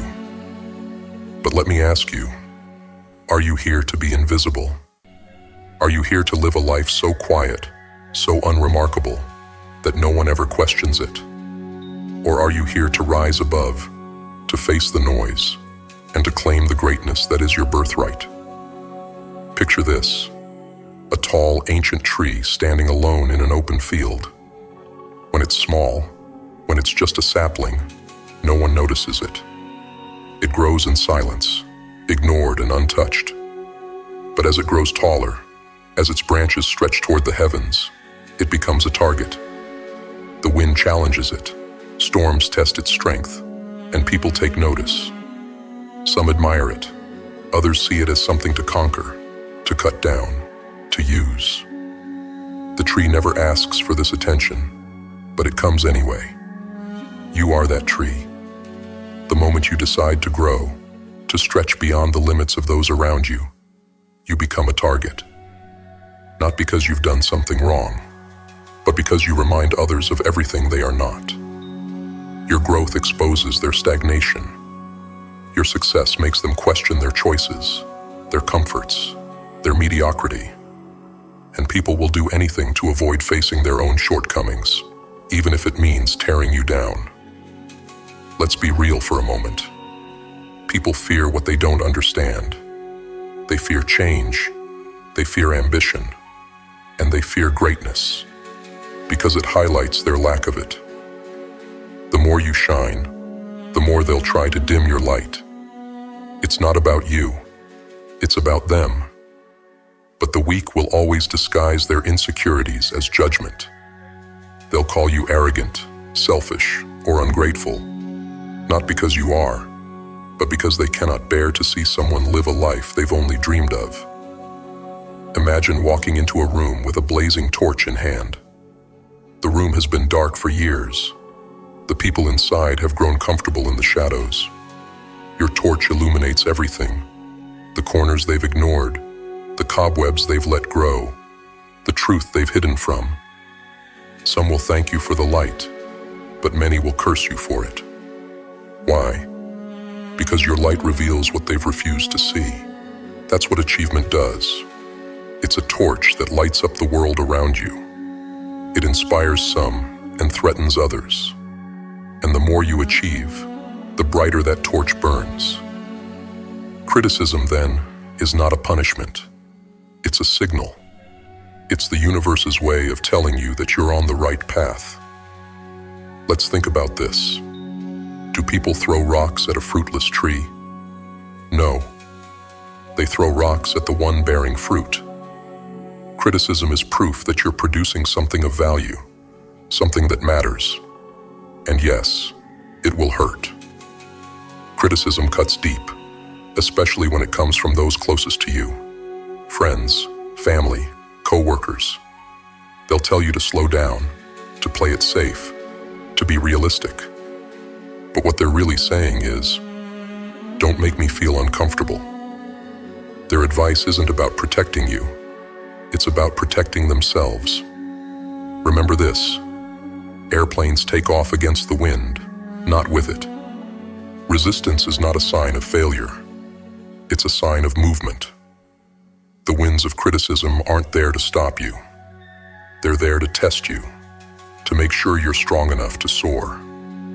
Let's talk about the lion in the field of sheep. The lion doesn't concern itself with the opinions of the sheep. It doesn't ask for their approval, nor does it seek their understanding. It knows what it is. It knows its purpose. and it walks forward, unbothered, because it understands that the sheep's bleating is nothing more than noise. Ask yourself, are you living like the lion, or are you letting the sheep dictate your path? Every step you take toward greatness will come with resistance. Every goal you achieve will bring critics out of the woodwork. But what's the alternative? To stay small, to stay quiet, to live a life so insignificant that no one ever notices it. That's not why you're here. That's not why you're part of the grim-face community. We are not here to blend in. We are not here to make others comfortable. We are here to rise, to fight, to dominate. Criticism is the tax we pay for greatness, and we pay it gladly, because we know what's waiting for us on the other side. Think about the phoenix, a creature that burns to ashes before it can rise again. Criticism, failure, doubt, these are your flames. They're not here to destroy you. They're here to transform you. Every insult, every setback, every sneer is fuel for your fire. Let it burn. Let it forge you into something stronger, something unbreakable. When the world tries to break you, remember this: you are part of the grim-face community. We do not bend, we do not cower, and we do not stop. We rise, not in spite of the criticism, but because of it.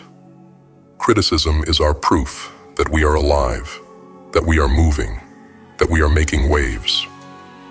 When criticism comes from strangers or acquaintances, it's easier to dismiss. But when it comes from the people closest to you, your friends, family, and loved ones, it cuts deeper. Why? Because we expect them to understand us, to support us, to cheer us on. But here's the truth. Their criticism often isn't about you. It's about their own fears and insecurities. Understanding this is the first step in turning their criticism into a tool for your growth. 1. Understand the root of their criticism. Most criticism from loved ones stems from a place of fear. They fear change, fear losing you, or fear seeing you fail. Instead of taking their words personally, try to see them as reflections of their own insecurities. Ask yourself, are they worried about my success changing our relationship? Are they projecting their own doubts and failures onto me? Are they trying to protect me in their own misguided way? Understanding their motivation doesn't mean you have to agree with them. It means you can respond with clarity instead of reacting with anger or hurt. 2. Set boundaries. Without guilt. Your path is your own, and not everyone will understand it. That includes the people you love. It's okay to set boundaries. You don't have to share every dream, every plan, or every step of your journey with those who can't support it. Protect your energy. When criticism turns toxic, create distance, not out of spite, but out of self-preservation. For example, if a family member constantly doubts your choices, you might say, I appreciate your concern, but this is something I need to do for myself. I hear what you're saying, but I'm confident in my path, and I'd love your support. Boundaries are not walls. They're guardrails to keep you on track. 3. Use criticism as a mirror, not a verdict. Even when criticism is hard to hear, there may be a grain of truth in it. Use it as a mirror to reflect on yourself, not as a verdict that defines you. Ask, is there something I can learn from this? Does this feedback highlight a blind spot I hadn't considered? If the answer is yes, take the lesson and leave the rest. If the answer is no, let it roll off your back like water off a rock. 4. Reaffirm your why. When loved ones criticize you, it's easy to question your path. That's why you must be crystal clear about your why. Why are you pursuing this goal? Why does it matter to you? When your purpose is solid, no amount of criticism can shake you. Write it down, speak it aloud, and remind yourself daily. For example, I'm doing this because I want to create a better future for myself and my family. I'm pursuing this because it's my passion, and I refuse to let fear dictate my life. Your why is your anchor in the storm. 5. Choose your inner circle wisely. Not everyone who loves you is equipped to support your journey. That's okay. Surround yourself with people who uplift you, challenge you constructively, and believe in your vision. This doesn't mean cutting off your friends and family. It means seeking out additional support from mentors, like-minded peers, or communities like Grimface that understand your drive. Remember, the voices you listen to will shape your reality. Choose wisely. 6. Turn pain into power. Criticism, especially from loved ones, can hurt. But pain is a powerful motivator. Channel it into action. Let their doubts push you to work harder, smarter, and more relentlessly than ever. Let every harsh word become a brick in the foundation of your success. When you feel the sting of their words, remind yourself, this is fuel. This is energy. I will use it to prove them wrong, not for revenge, but to show them what's possible. 7. Communicate. Don't argue. It's natural to want to defend yourself, but arguments rarely change minds. Instead, focus on communication. Share your vision calmly and confidently. Help them understand why you're doing what you're doing, not to seek approval, but to bridge the gap of understanding. For instance, I know this doesn't make sense to you right now, but this path feels right to me. I'd love your support, but I'll move forward regardless, because I believe in it. When you communicate without defensiveness, you maintain your power and keep the door open for future understanding. 8. Practice resilience. Resilience is your armor against criticism. Build it by embracing challenges, learning from failure, and growing stronger with every setback. Resilience isn't about ignoring pain. It's about letting it shape you into someone who cannot be broken. To build resilience, celebrate your progress, no matter how small. Reflect on past challenges you've overcome. Develop a mantra that reminds you of your strength, like, I am unshakable.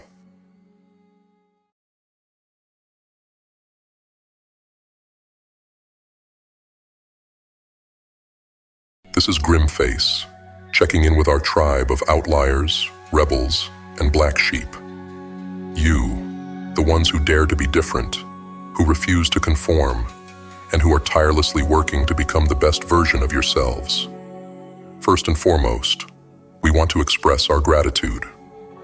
Your ongoing support, your comments, your shares, and your engagement is the fire that keeps this movement alive. Every time you show up, you prove that we're not alone in this journey, that there's a community of us out there, relentlessly striving, falling, rising, and striving again. Together, we're a force capable of reshaping this world into something extraordinary.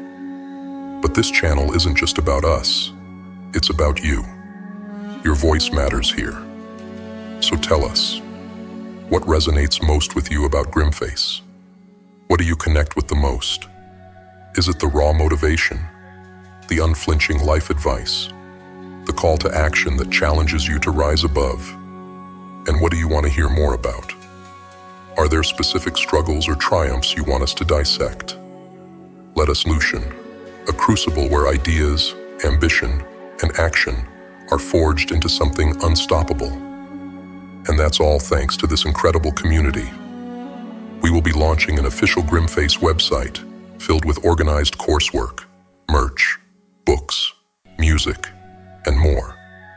Let's keep pushing, keep learning, and keep building. So here's our challenge to you this week. Reflect on where you are and where you want to go. Share your wins, your struggles, and your insights with us and the community. Because we believe that banding together with others who are working on themselves, has the potential to change the world for the better. Stay relentless, stay hungry, and remember, your story is still being written. And when the final chapter comes, make sure it's one worth reading. We'll see you in the comments. Keep grinding. Keep growing. Grim face out.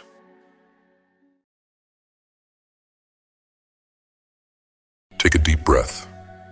Let the weight of the day fall away, fading into the shadows where it belongs.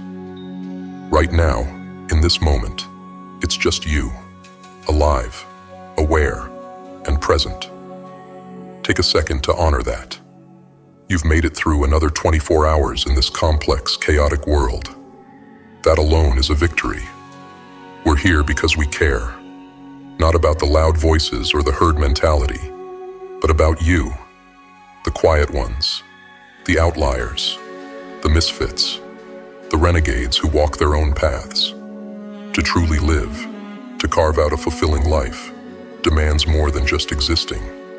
It demands courage.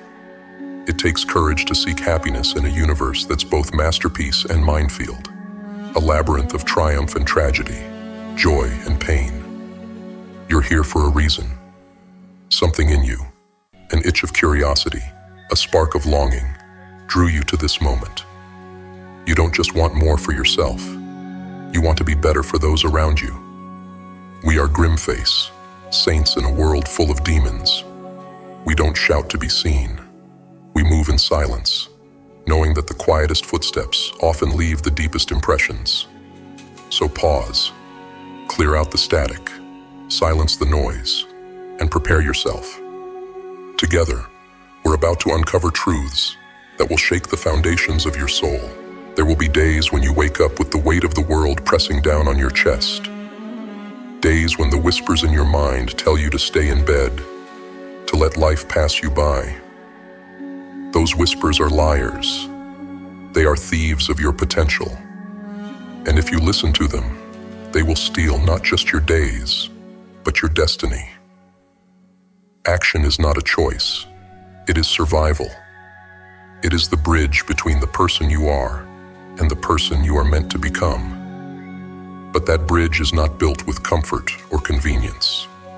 It is forged in fire, hammered by the blows of resistance, and solidified by your relentless will to move forward.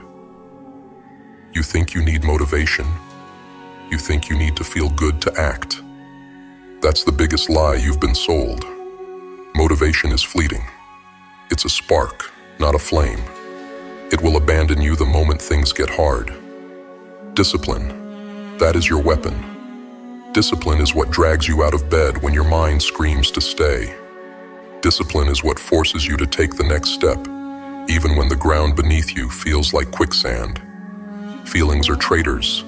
They sway with the wind, bend under pressure, and collapse when tested. If you live by your feelings, you will die by them. Not a physical death, but the slow, agonizing decay of potential unrealized.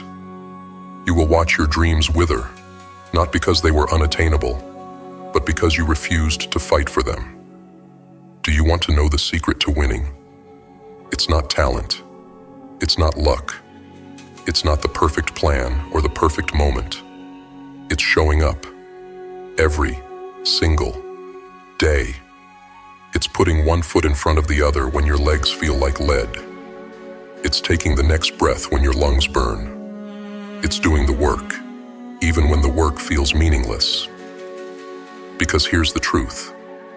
The days you don't feel like it, those are the most important days. Those are the days that separate the weak from the strong, the dreamers from the doers, the average from the unstoppable. It's easy to act when you're inspired. It's easy to push forward when the sun is shining and the road is clear. But what about when it's dark? When the storm rages? When every step feels like a battle? That is when you grow. That is when you prove to yourself and to the world that you are unbreakable. That is when you take one more step, and then another, and another, until the storm breaks, until the light returns, until you stand victorious over the ashes of your doubts and fears. Imagine a mountain climber scaling a peak. The summit is the goal, the dream. But the climb, that's the battle. The climber doesn't wait for the perfect weather to start. They don't let fear of the height paralyze them. They focus on the next foothold, the next handhold, because they know that every inch forward brings them closer to the top. Life is your mountain. The summit is your destiny. And every step, no matter how small, matters. When you don't feel like it, break your tasks into smaller pieces. Think of it as chopping wood. You don't need to cut down the whole forest in one swing. You just need to take one swing at a time, steady and consistent. Small victories compound. Write one sentence. Make one phone call. Take one breath and do one more thing. Before you know it, the pile of wood will grow, and so will your momentum. Train yourself to embrace discomfort. See it not as an enemy, but as a teacher. Discomfort sharpens you. It hardens your resolve. Think of it like going to the gym. The weight feels unbearable at first, but every rep makes you stronger. Your mind is no different. Challenge it. Push it. Bend it to your will. When you take action in spite of resistance, you are training your mind to obey you, not the other way around. Have you ever seen a river carved through rock? It's not the force of a single surge that creates the canyon. It's the persistence of the flow. Day after day, drop after drop, the water moves forward, and the rock eventually yields. Be the river, relentless, patient, and unstoppable. When faced with an overwhelming task, adopt the divide and conquer strategy. Break the task into smaller, manageable chunks. For example, if you need to write a report, don't aim to complete it in one sitting. Start by drafting the introduction or brainstorming ideas. Similarly, if you're cleaning your home, focus on one room at a time. The key is to create bite-sized pieces that feel less daunting and build momentum as you accomplish them. Remember the 5-minute rule. Commit to working on something for just 5 minutes. Often the hardest part is starting. Once you begin, you'll find it easier to continue. This small trick bypasses the resistance in your mind and turns intention into action. Create rituals that eliminate decision fatigue. Set a routine that automates the mundane choices in your life. For instance, if you struggle with morning workouts, lay out your clothes the night before. If you're trying to read more, set aside a specific time each day for it. When you eliminate the need to decide, you conserve energy for taking action. Visualize the outcome, but don't dwell too long on it.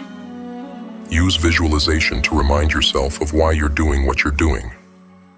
Picture the mountain climber reaching the summit, but then shift your focus back to the next handhold. Visualization is a tool to ignite your drive, but the real work happens in the trenches. Surround yourself with accountability. Share your goals with someone who will hold you to your word. Better yet, find a partner who is also striving toward their own goals. Accountability creates external pressure that can keep you moving, even when your internal drive wanes. Recognize the power of habit. Habits remove the need for willpower. They create autopilot actions that propel you forward without the constant battle of motivation versus resistance. Start small. Drink a glass of water every morning. Write one paragraph a day, or take a short walk. Consistency will compound over time, transforming your life. Leverage the progress principle. Track your progress, no matter how small. Write down what you've accomplished each day. Celebrate the wins, not with indulgence, but with acknowledgement. Recognizing your progress reinforces your efforts and keeps you motivated to push further. Understand that resistance is part of the process. The heavier the resistance, the more meaningful the action. Think of resistance as a compass, pointing you toward what truly matters. When you feel it, lean in. Resistance means growth. Don't let perfectionism paralyze you. Action is messy. Progress is imperfect. Waiting for perfection is another form of procrastination. Start messy. Refine later. The important thing is to begin. Remember the story of the tortoise and the hare. The hare's bursts of energy couldn't beat the tortoise's steady pace. Life rewards consistency more than intensity. Commit to showing up every day, even if your steps are small. A slow march is still progress. Adopt a future self mindset. Ask yourself, what would my future self thank me for today? The choices you make now ripple into the days and years ahead. Be kind to your future self by taking the actions you know you need to take, no matter how you feel. In the moments when the weight feels unbearable, remind yourself that you are not alone. Every great achiever has faced these same battles. They weren't special. They were persistent. They didn't wait for the storm to pass. They built their strength in the storm. The Grimface community is more than a collection of individuals. It is a movement, a revolution of resilience and self-mastery. To every soul who has joined this path, we see you. We honor you. In a world that often celebrates complacency, you have chosen defiance. You have chosen growth. Together, we rise, not as lone wanderers, but as a tribe united by our relentless pursuit of transformation. Each of you carries a unique fire, a spark that fuels not only your own journey, but ignites the spirits of those around you. By choosing to work on yourselves, you are doing more than just rewriting your own story. You are changing the fabric of the world, one decision, one habit, one victory at a time. This path is not easy, but it is worth every ounce of effort, every tear shed, and every battle fought. Your commitment inspires us all. To those who have felt the weight of their own darkness, to those who have stood at the edge of despair and decided to fight, welcome. You are not alone. Here, we embrace the challenges, the doubts, and the fears.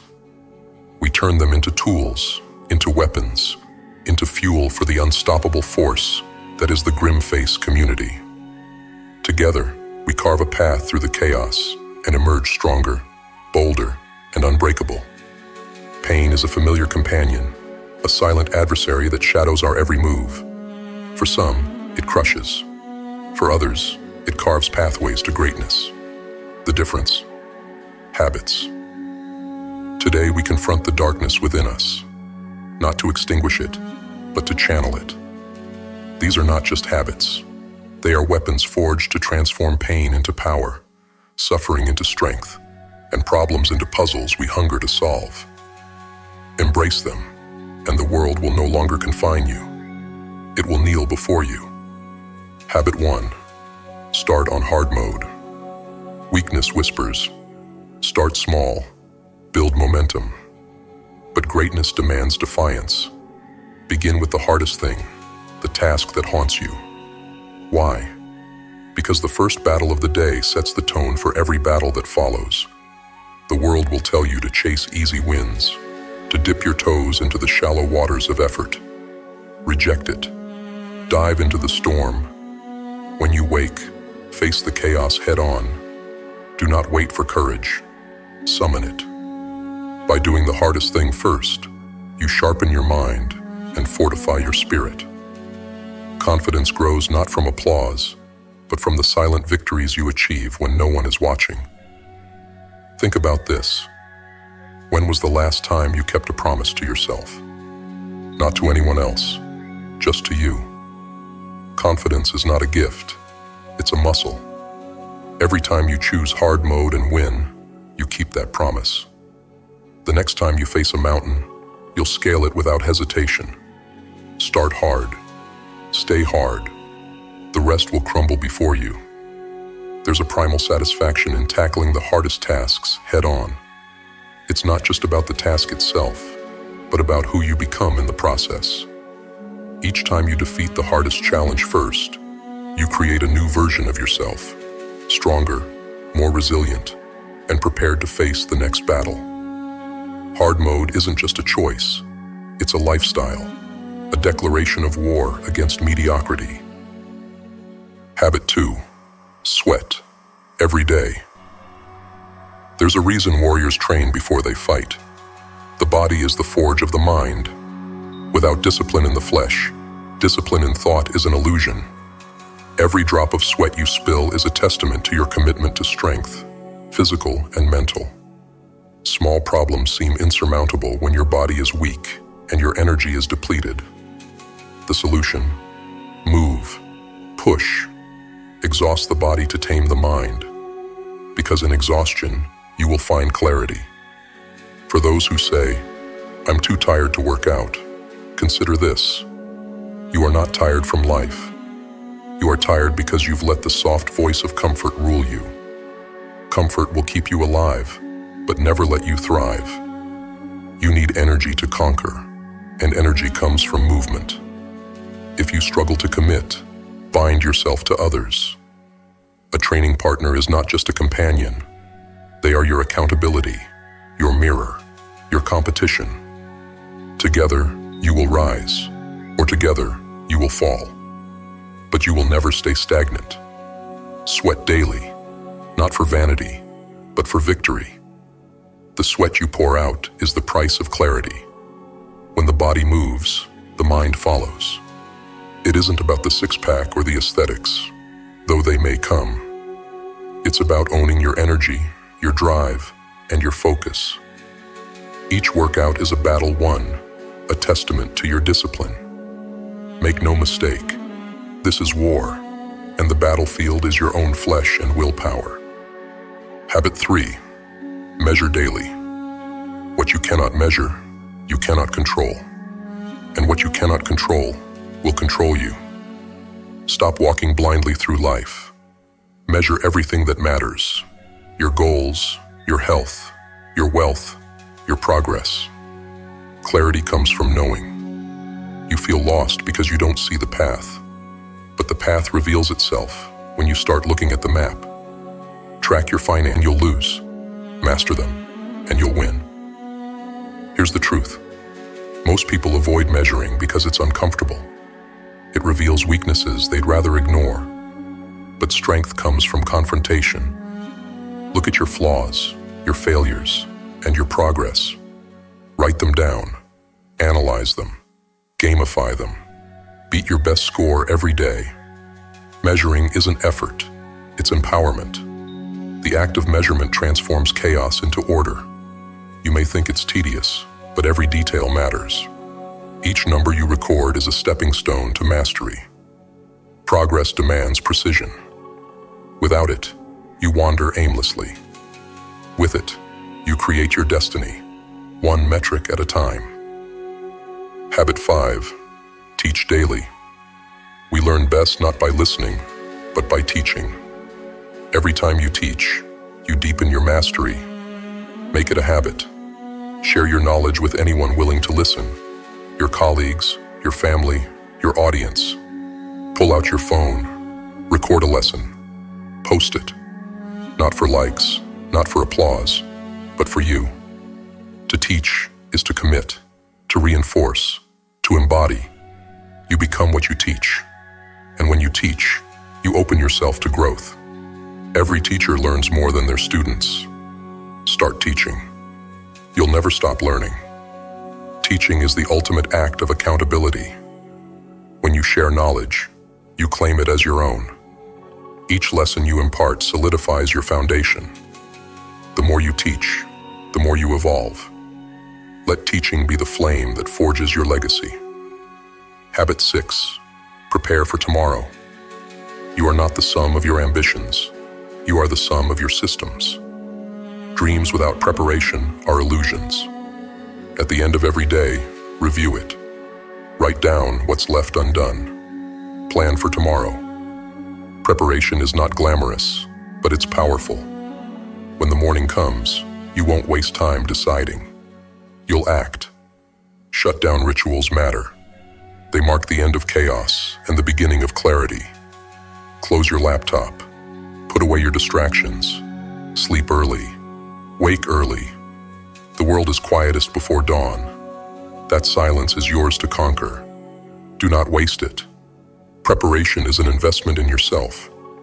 The moments you spend readying for tomorrow are the foundation of success. When the sun rises, you won't just be awake. You'll be ready to dominate. Habit 7. Keep a do not do list. Success isn't just about what you do. It's about what you refuse to do. Bad habits are chains, and every chain you break frees you. Stop lying to yourself. You know the habits that hold you back, the ones you're ashamed of, the ones you hide. Eliminate them. Replace them with power. Every step forward requires letting go of the weight dragging you down. Reflect often. Say no to anything that doesn't fuel your growth. Not everything deserves your energy. Stop pleasing others at your own expense. If it doesn't serve you, abandon it. Your success is not built on what you do, but on what you stop doing. Freedom comes not from addition, but from subtraction. Each habit you shed is a step closer to mastery. Identify the dead weight in your life and sever it without mercy. You are not what you take on. You are what you let go. Habit 8. Keep it dry. Do not repeat yourself. Repetition without purpose is slavery. Build systems, not cycles. Automate what you can. Delegate what you must. Free your mind for the battles that matter. Every task you repeat without a system wastes your time and drains your energy. Document your processes. Create checklists. Simplify decisions. Wear the same outfit. Eat the same meals. Save your mental energy for the wars that define you. Systems are not limitations. They are liberations. They remove the trivial and amplify the meaningful. Your time is finite. Spend it on what matters. Life is too short for inefficiency. Every wasted moment is a moment stolen from greatness. Systems grant you freedom. Freedom to focus, to grow, to conquer. Embrace them, and the mundane will no longer bind you. These 8 habits are not for the faint of heart. They demand discipline, sacrifice, and an unrelenting commitment to transformation. But if you embrace them, the pain that once crippled you will become the fire that fuels you. Problems will no longer be walls. They will be puzzles, challenges you hunger to solve. We invite you to join the Grimface community by subscribing to the channel. This is not just a platform. It's a movement built on shared struggles and collective growth. Together we teach, and together we learn. Every word we speak, every habit we share, is a reflection of what we also need to hear ourselves. We are not above you. We are beside you, in the trenches, fighting the same battles, overcoming the same obstacles. There is so much more to come. More lessons, more insights, and more victories. By subscribing, you become part of something greater. You become part of a family committed to relentless self-improvement and unyielding support. Together, we rise. Together, we conquer. Join us, and let's continue this journey of transformation, not just for ourselves, but for the world around us. Poverty is not merely the absence of wealth. It is the presence of habits, chains forged in the fires of ignorance, comfort, and fear. These habits do not announce themselves loudly. They whisper, coiling around our thoughts, our choices, and our days, binding us to mediocrity. Today, we will break them. Today, we will expose the 3 habits that keep us poor and learn how to shatter their hold. Habit number 1 is the habit of waiting. How often do we hear the inner voice whisper, "Tomorrow. Tomorrow, I'll start that business. Tomorrow, I'll save. Tomorrow, I'll learn the skills I need to succeed." But tomorrow never comes, because the habit of waiting thrives on delay. It feeds on your dreams, one missed opportunity at a time. Understand this. Action does not wait for perfect conditions. The world doesn't pause for your convenience. If you wait for everything to align, you'll spend your life watching others achieve what you've only imagined. Break it. Start small. Start now. Begin with what you have, where you are. The momentum of action is greater than the paralysis of perfection. Even a single step forward breaks the habit of waiting and sets you on the path of creation. Build discipline by setting daily, achievable goals. Make it a habit to act within the first 5 seconds of an idea before hesitation can set in. Remember, action births clarity. It's in doing that we learn, adapt, and grow. Create a system for taking action, such as scheduling time blocks dedicated to your goals. Eliminate distractions and track your progress daily. Reward yourself for each completed task to reinforce the habit of acting immediately. Surround yourself with action-oriented people who inspire and push you to move forward. Make a pact with yourself. No idea dies untested. Imagine the opportunities you've let slip away. Feel their weight, their cost. Now imagine the life waiting for you if you seize just one of those opportunities today. The habit of waiting is a thief, but you are the lawmaker of your life. Start now.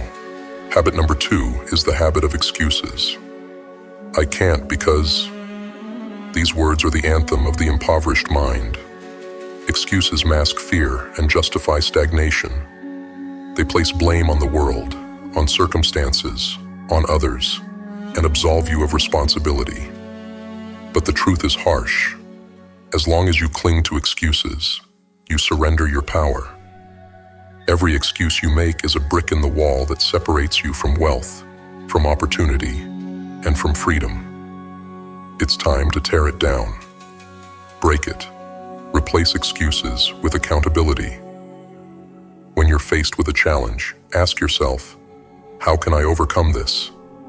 Turn your obstacles into questions, and your questions into solutions. Wealth is not a destination. It is a mindset forged in the fire of relentless accountability. Accountability means owning your time, your choices, and your results. Start by tracking your habits. Identify the patterns of excuse-making in your life and confront them head-on. Speak affirmations of accountability. I am in control. I am responsible. I will find a way.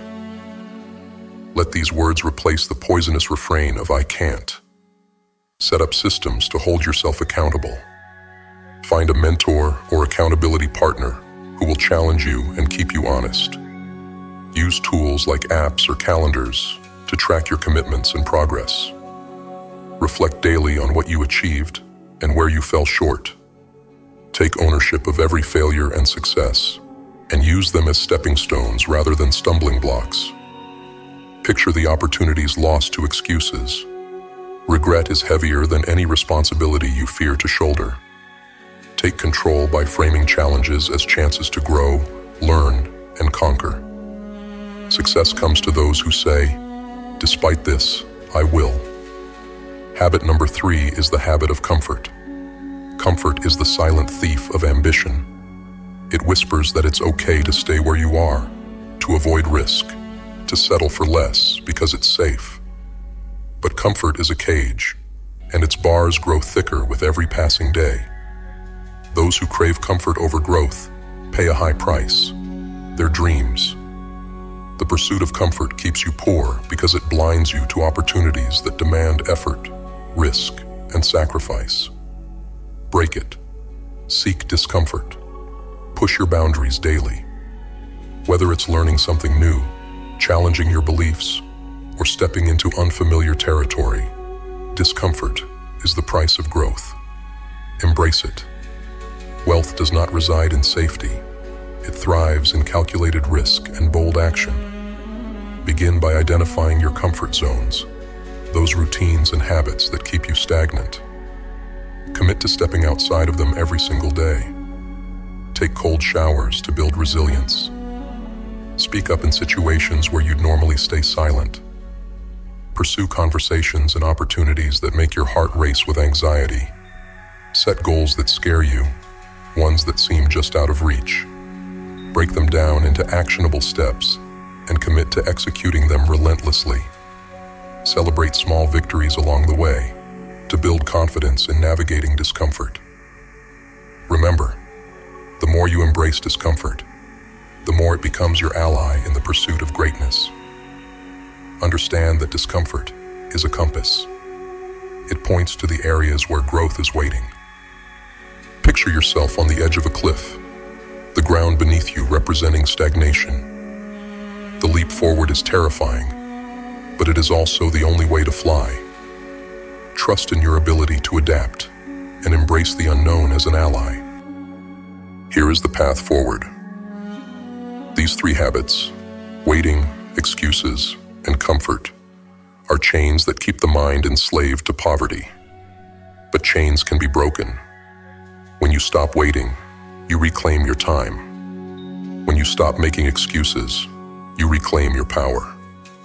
And when you reject comfort, you reclaim your future. Reflect on your life as it stands today. Are you satisfied? Or are you trapped in the grip of these habits, watching others claim the rewards you desire?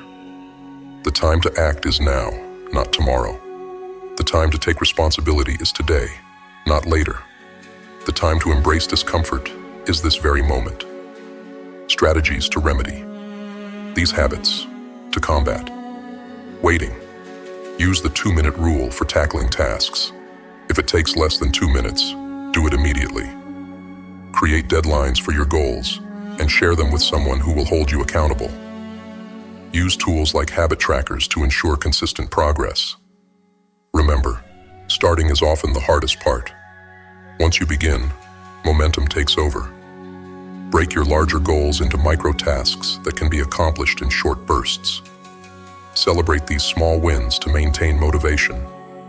Visualize your future self thanking you for the actions you take today.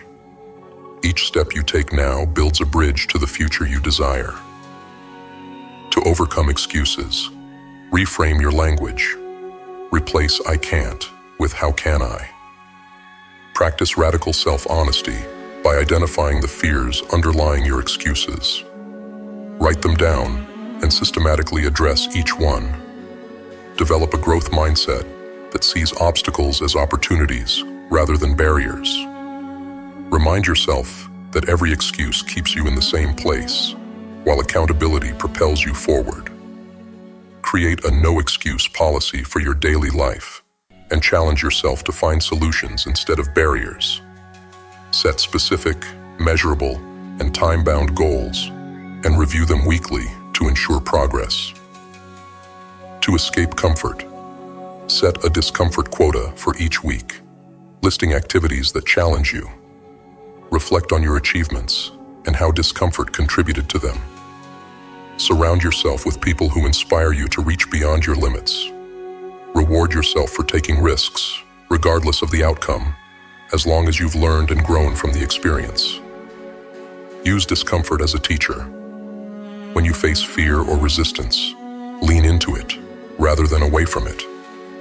Keep a journal of your discomforts and the growth they bring. Challenge yourself to do one thing every day that scares you, whether it's making a bold decision, taking a leap of faith, or stepping into a new environment. Develop a daily practice of confronting these habits. Create a journal of accountability where you document your actions, track your progress, and record the moments you've stepped into discomfort. Review it weekly and watch as the small victories accumulate into monumental change. Do not wait for permission to change your life. Do not seek validation for your ambitions. The poor stay poor, not because they are destined to, but because they do not confront these habits. Confront them, destroy them, and rise above them. The chains are in your hands. Break them. Break them with ferocity, with purpose, with the knowledge that freedom lies on the other side. Your wealth, your freedom, your future, it's waiting, but it won't wait forever. The time to act is not later. The time to act is now.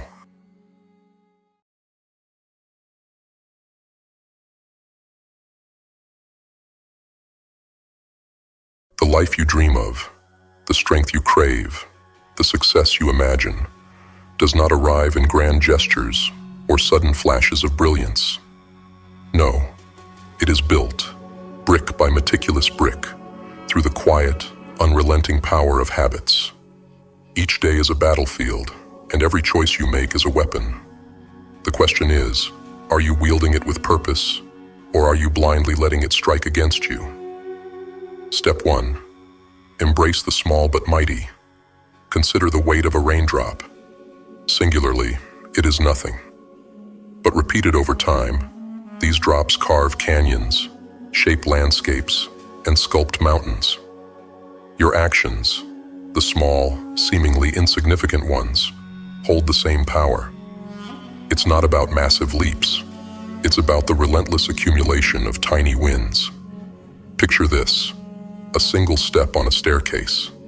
Climbing one step doesn't change your view, doesn't make you feel victorious. But if you take one step every day, you'll find yourself standing above the clouds. Your habits, no matter how small, are those steps. They are the building blocks of the transformation you seek. And remember, small wins compound over time. Imagine the trajectory of an arrow. Shift it by just 1 degree, and over long distances, it lands in a completely different place. Your small daily actions are the shifts that will redirect the course of your life. Your habits are like planting seeds in a vast garden. At first, the seeds seem insignificant, hidden beneath the soil. But as days turn into weeks and weeks into months, the garden begins to bloom.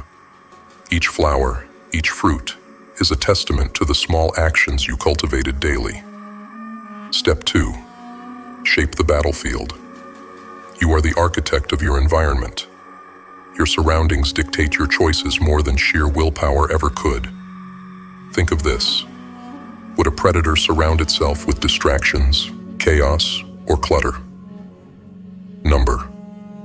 It designs its lair with purpose, every tool within reach, every path optimized for the hunt. You must do the same. Design your space so it serves your goals.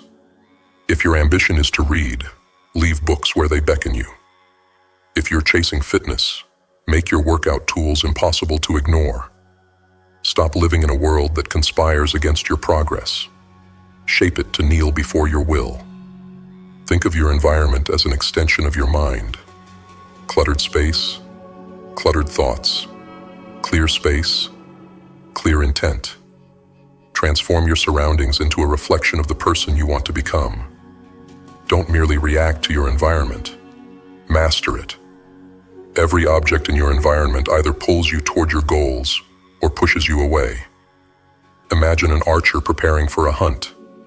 If their bowstring is frayed, their arrows dull, their surroundings chaotic, they will miss the mark. Prepare your battlefield with precision. Surround yourself with tools that sharpen your aim and align with your vision. Step 3. Master the identity within. Who are you?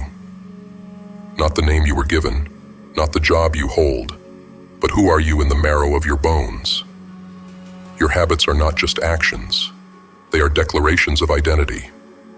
Every time you rise early, every time you push through resistance, you are casting a vote for the person you want to become. Visualize this: a warrior training in solitude.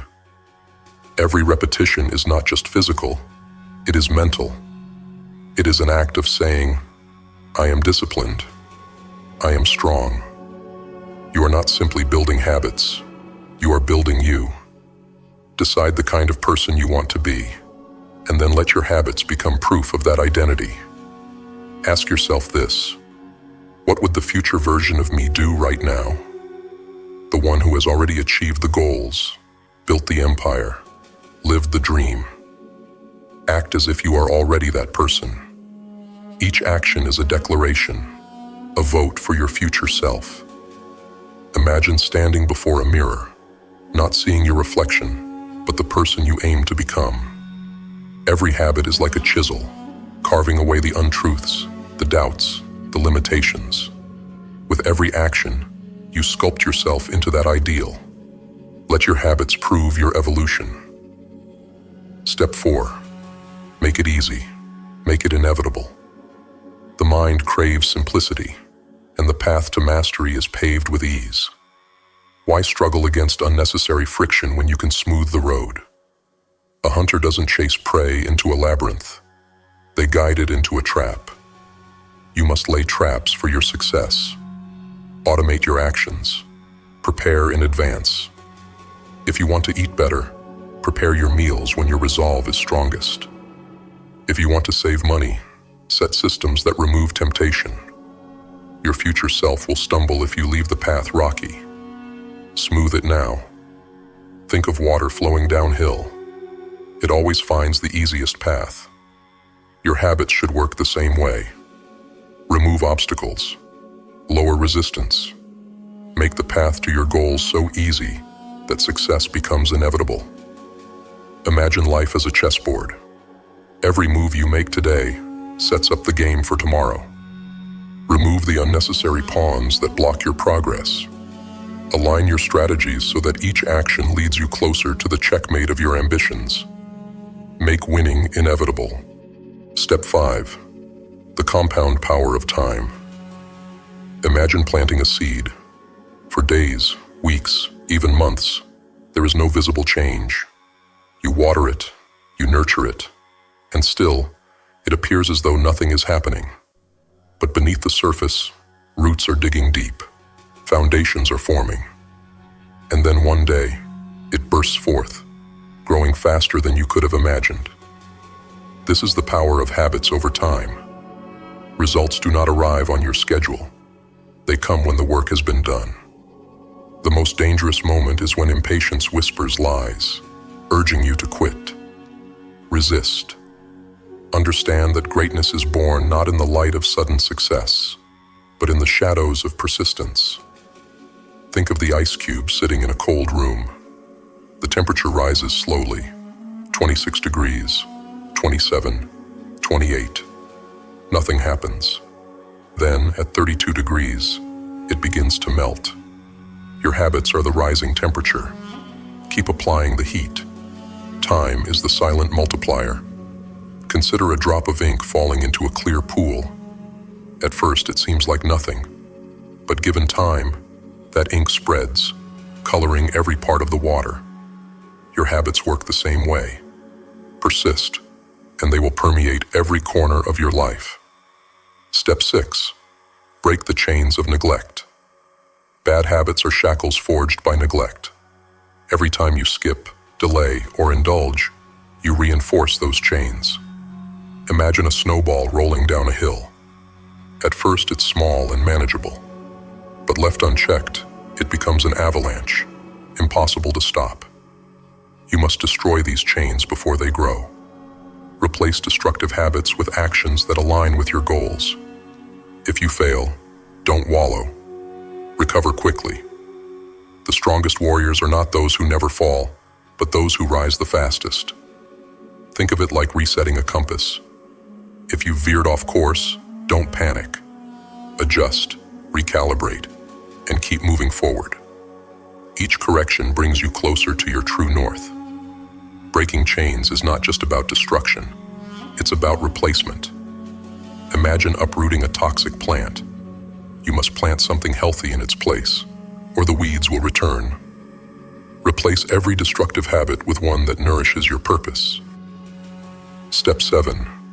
Celebrate the warrior's path. Victory is not only the final triumph, it is every battle fought along the way. Celebrate progress, no matter how small. Think of a blacksmith forging a blade. Every strike of the hammer brings it closer to perfection. Acknowledge those strikes, for they are what shape you. Reward yourself. Reinforce the behaviors you want to grow. This is not weakness. It is strategy. The mind craves acknowledgement. Feed it, and it will follow you to the ends of the earth. Consider the journey of a sculptor chipping away at marble. Every strike reveals a little more of the masterpiece within. Celebrate each chip, each breakthrough, each step closer to your vision. Progress is like climbing a mountain. Each step, no matter how small, takes you closer to the summit. Celebrate those steps. Rest when needed, but never lose sight of the peak. Let your victories, big and small, be the fuel that powers your ascent. You hold the power to reshape your life. It will not be easy. It will not be swift. But every habit, every action, is a seed planted in the soil of your future. Tend to it with discipline, and you will harvest a life far greater than you can imagine.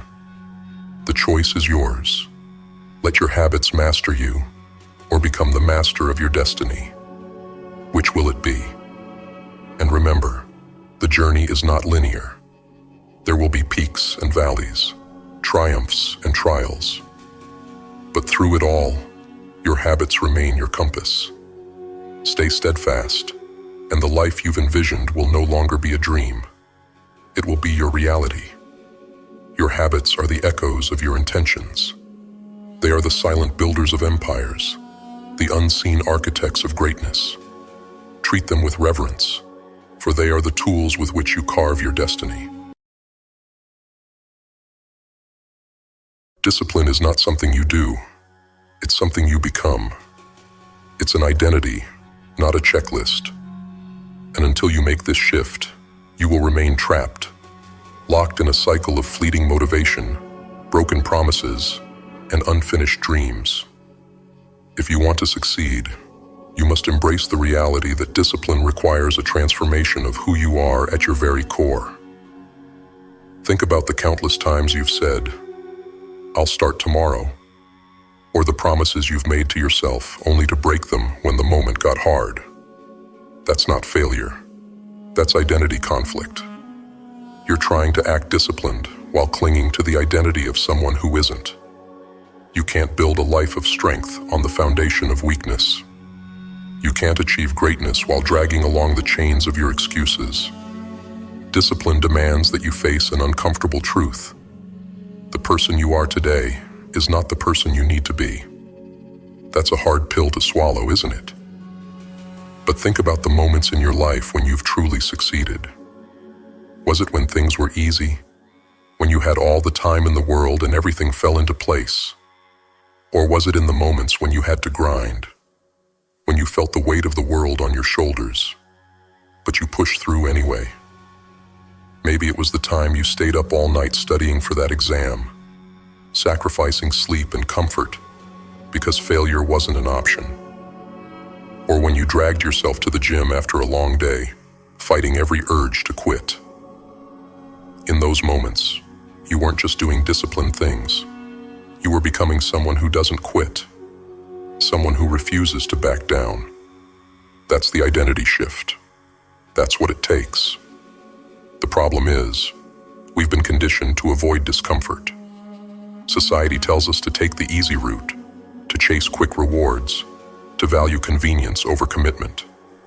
But deep down, you know the truth. Nothing worthwhile comes easy. Every achievement you've ever been proud of required effort, sacrifice, and pain. And that's the paradox of discipline. It's the hardest thing you'll ever do, but it's also the most liberating. Here's the dark reality. You cannot build discipline without sacrifice. And the first thing you must sacrifice is the old version of yourself. The one who makes excuses. The one who hits snooze. The one who gives up when things get hard. You need to bury that version of yourself. And no, it won't go quietly. That part of you will scream, claw, and beg to stay alive. It will tell you, you deserve a break.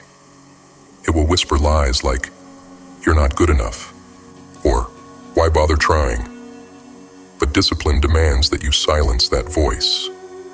You don't negotiate with it. You crush it. Because as long as it lives, it will sabotage you. Think about the habits that have held you back. Maybe it's the late nights, scrolling through your phone, telling yourself it's just a way to relax. Maybe it's the endless procrastination, the avoidance of hard tasks because they feel overwhelming. Those aren't just actions, They're anchors, weighing you down. You can't soar if you're chained to the ground. So cut the chains. Kill the old you. They say discipline equals freedom, but they don't tell you about the pain it takes to get there. The early mornings when your body aches. The nights when everyone else is out having fun, and you're alone, grinding away. The moments when you feel like the world is moving forward without you, and all you have is your work, your effort, your grind. That's where the shift happens. Because discipline is not a restriction, it's liberation. When you master it, you stop being a slave to your impulses. You're no longer controlled by fleeting emotions or distractions. You're free because you're in control. Freedom doesn't mean doing whatever you want, whenever you want. That's chaos. True freedom is the ability to choose your path and stay on it, no matter the obstacles. It's knowing that you're in charge of your destiny, not the whims of the moment. And that freedom, that power, only comes through discipline. So how do you make the shift? Start small. Not with the actions, but with the way you see yourself. Stop saying, I want to be disciplined. Instead say, I am disciplined. Start believing it, even before you fully embody it. When you wake up in the morning, don't think, should I get up? Say to yourself, I'm the kind of person who gets up. When you're tempted to skip the work, remind yourself, I'm the kind of person who doesn't quit. Over time, these decisions stack up. They form a new identity, an identity rooted in discipline, resilience, and strength. Understand this. Your identity shapes your actions, and your actions reinforce your identity. It's a cycle. If you believe you're someone who fails, you'll find ways to fail. If you believe you're disciplined, you'll act in alignment with that belief. This isn't just positive thinking. It's rewiring your mind. It's taking control of the narrative you tell yourself. Discipline is not glamorous. It's not a highlight reel for social media. It's gritty, it's raw, and it's lonely. But it's also where you find your true power. When you embrace the struggle, when you lean into the discomfort, you discover that you're capable of far more than you ever imagined. The road to success isn't lined with shortcuts. It's a battlefield, and the enemy isn't out there. It's in you. Every day, you face a choice. Will you let the weaker version of yourself win, or will you rise above it? Will you be the person who gives in, or the person who pushes through? Every struggle, every setback, every moment of doubt is an opportunity. It's a chance to prove to yourself that you're stronger than you think. Don't shy away from the hard moments. Seek them out. Because those are the moments that shape you. Those are the moments that forge your identity. Stop waiting for the perfect moment. Stop waiting for motivation to strike. You don't need a sign. You need to decide. Right now, in this moment, you have the power to shift your identity, to step into the version of yourself that doesn't just talk about discipline, but lives it. So ask yourself, who do you want to be? The person who dreams of success, or the person who achieves it? The choice is yours, but make no mistake. It's a choice you make every single day. Master discipline, and you master your life. The identity shift you need to succeed isn't something out there. It's within you. It's waiting for you to claim it. And when the world doubts you, when the obstacles seem insurmountable, remember this. You are not your doubts. You are not your fears. You are the master of your destiny, the architect of your life. Discipline is your blueprint. Build something extraordinary. Discipline is not just a concept, it's a practice. Here are strategies to help you cultivate and maintain discipline in your daily life. Step 1. Set clear goals. Write down your goals. Be specific about what you want to achieve and set deadlines. Clear goals give you direction and purpose. Step 2. Break it down. Divide large goals into smaller, manageable tasks. Tackling one step at a time prevents overwhelm and builds momentum. Step 3. Create a routine. Establish a daily schedule and stick to it. Consistency is key to forming disciplined habits. Step 4. Remove temptations.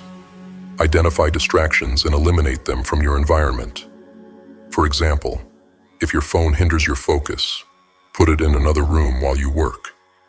Step 5. Use accountability. Share your goals with someone you trust, or join a group that supports your ambitions. Accountability keeps you motivated. Step 6. Practice delayed gratification. Train yourself to resist short-term temptations for long-term rewards. Start small, like waiting 5 minutes before indulging in a craving. Step 7. Track your progress. Keep a journal or use apps to monitor your daily efforts. Celebrate small victories to stay motivated. Step 8. Visualize success. Spend a few minutes each day imagining yourself achieving your goals.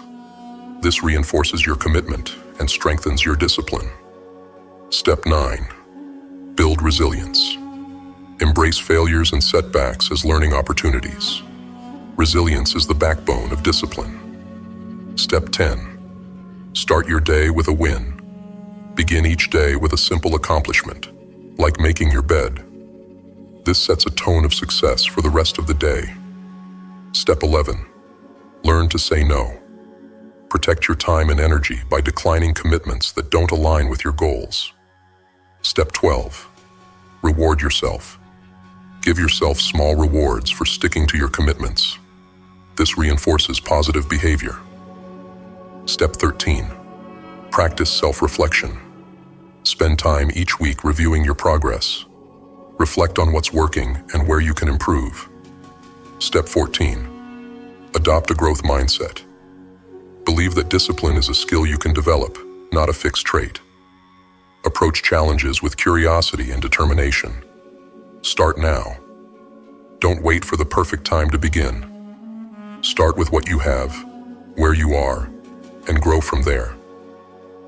Discipline is the bridge between your current self and the person you want to become. Apply these strategies, embrace the struggle, and watch as you transform your identity and your life. Every struggle, every setback, every moment of doubt is an opportunity. It's a chance to prove to yourself that you're stronger than you think. Don't shy away from the hard moments. Seek them out, because those are the moments that shape you. Those are the moments that forge your identity. Stop waiting for the perfect moment. Stop waiting for motivation to strike. You don't need a sign. You need to decide. Right now, in this moment, you have the power to shift your identity, to step into the version of yourself that doesn't just talk about discipline, but lives it. So ask yourself, who do you want to be? The person who dreams of success, or the person who achieves it? The choice is yours, but make no mistake, it's a choice you make every single day. Master discipline, and you master your life. The identity shift you need to succeed isn't something out there. It's within you. It's waiting for you to claim it. And when the world doubts you, when the obstacles seem insurmountable, remember this: you are not your doubts. You are not your fears. You are the master of your destiny, the architect of your life. Discipline is your blueprint. Build something extraordinary.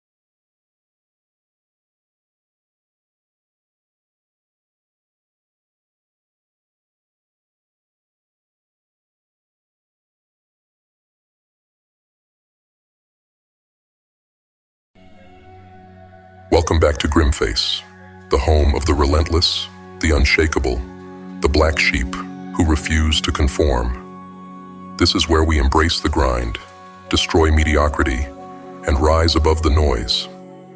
Together, we're not just a channel, we're a movement, and what a movement it's becoming. In just the last month, this community has grown to nearly 20,000 strong. That's 20,000 individuals who understand that the path to greatness isn't walked in the light of approval, but carved in the shadows of dedication. Thank you for being a part of this rebellion against mediocrity. We are grateful for your support, your energy, and your drive. Together, we are proving that no obstacle is too great, no dream too ambitious. But today's lesson is a critical one, a lesson that separates those who talk from those who deliver, the dreamers from the doers. Keep your plans to yourself and work in silence. In a world obsessed with recognition, this is your edge, your weapon, your secret to success. In this video, we'll uncover the harsh truths about seeking validation, the illusion of progress, and why your silence is the ultimate strategy for domination. Are you ready to embrace the shadows, sharpen your focus, and let your results do the talking? Then let's dive in. In the stillness of the night, where distractions fade and the world grows quiet, greatness begins to stir. Success does not announce itself with fanfare or grand gestures. It thrives in the silence, away from prying eyes and the noise of mediocrity. It is forged in the crucible of solitude, where the faint whispers of potential grow louder, demanding to be realized. True success requires silence, not just around you, but within you. It is the art of stilling the chaos of your mind, silencing the doubts, fears, and insecurities that claw at your resolve. For in that silence lies the raw energy to create, to plan, and to execute. The noise of the world, its opinions, judgments, and distractions, is nothing more than a cage, keeping you from hearing the one voice that matters, your own. Like a seed planted deep in the earth, your ambition must first grow in darkness. It must be protected, nurtured, and hidden from those who seek to trample it. Let others believe nothing is happening. Let them underestimate you, for they cannot see what lies beneath the surface. Roots are spreading, foundations are strengthening, and the time will come when you will break through, unshakable and undeniable. But make no mistake, silence is not passive. It is a weapon, sharp and deliberate. It is the deliberate choice to step away from the noise and distractions that pull others off course. It is the discipline to keep your plans to yourself, guarding them like a secret that could shatter if spoken too soon. In the silence, you cultivate not just your dreams, but your resolve, sharpening it to a razor's edge. Understand this: the world is not kind to those who dare to rise above it. It will mock your silence, questioning your absence, and ridiculing your restraint. Let it. For every moment spent in solitude, every hour of quiet labor, is a step closer to mastery. The noise of the crowd fades when you stand at the summit of your achievements.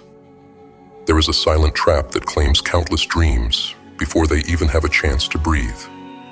It is the need to speak before you act, to seek validation for plans not yet realized. Beware, for this is the poison of mediocrity disguised as progress. Every word spoken, every moment spent seeking approval, is energy stolen from your ambition, energy that should have been forged into action. Understand this: success does not need applause to thrive. It is built in the shadows, with grit and relentless execution. When you share your plans too soon, you invite the world's scrutiny, its doubts, and its distractions. Worse yet, you risk creating an illusion of progress. That fleeting rush of approval, the nods of encouragement, the empty words of support, they mean nothing. They will not build the empire you dream of. They will not solve your problems or deliver the results you crave. They will only lull you into complacency, draining the urgency to act. The energy within you is finite. Every ounce of it must be directed with precision. Channel it into movement, into creation, into tangible results. Let your actions speak louder than any words ever could. The world does not respect intentions. It bows to outcomes. And outcomes are born not in conversations, but in the blood, sweat, and ruthless determination poured into execution. You must learn to embrace the solitude of your vision. Carry your plans in silence, as a flame you shield from the winds of doubt. Not everyone deserves to see your fire. Not yet. Sharing your plans prematurely is like opening the door to a storm. The fragile embers of your ambition may be extinguished before they have a chance to blaze. There is a power in withholding. When you refuse to seek approval, you take back control of your destiny. You remain focused, unshaken by the noise of others. The world does not need to know what you are building until it is too late to stop it. Let them see the results, not the process. By the time they understand what you've done, you will already be untouchable. So, stop speaking. Stop explaining. Stop seeking validation for a journey no one else can walk. Let your work be your voice, your achievements your answer. Commit fully to action and leave no room for doubt. The approval you seek is meaningless compared to the power of a life transformed by relentless execution. Energy should never be wasted on proving your worth to others. It should be spent proving your vision to yourself. Not all eyes that watch you wish you well. Not all ears that listen seek to understand. And not every hand extended is there to lift you higher. In the pursuit of greatness, discretion is not just wisdom. It is survival. Your dreams are fragile in their infancy, vulnerable to doubt, distraction, and the quiet poison of others' skepticism. If you value your vision, you must learn to protect it with unwavering vigilance. Understand this: your goals are not meant to be paraded. They are not trophies to show off before they are won. When you share your aspirations too freely, you invite the world into your sacred space. And the world, with all its opinions, insecurities, and chaos, will suffocate the flame of your ambition before it has a chance to grow. Discretion is your armor, shielding your dreams from the corrosive forces of doubt and distraction. Not everyone deserves to hear your plans. Not everyone is capable of supporting your vision. Some will smile while planting seeds of uncertainty in your mind. Others will offer well-meaning advice that steers you off course. And then there are those who, blinded by their own failures, will drag you down simply because they cannot bear to see you rise. This is why you must be ruthless in your silence. Speak only to those who have proven themselves worthy of your trust. Those who nurture your ambitions, not those who feed their own egos. Choose allies who understand the weight of your vision and have the strength to carry it with you. The rest, let them remain in the dark. Their ignorance is your advantage. In silence, you find clarity. In discretion, you find strength. By keeping your goals close to your chest, you preserve the purity of your focus. You eliminate the noise that threatens to derail you, allowing your energy to be channeled entirely into action. And when the time comes for your success to be unveiled, it will speak louder than any words ever could. But remember, discretion is not cowardice. It is not secrecy born of fear. It is strategy. It is the discipline to know when to speak and when to act, when to reveal and when to remain unseen. The most powerful moves are made in silence, and the most dangerous weapon is the one no one sees coming. So guard your dreams as if your life depends on it, because it does. In a world eager to tear you down, your silence is your shield, your discretion your sword. Protect your vision, nurture it in solitude, and let the world see only the results of your relentless pursuit.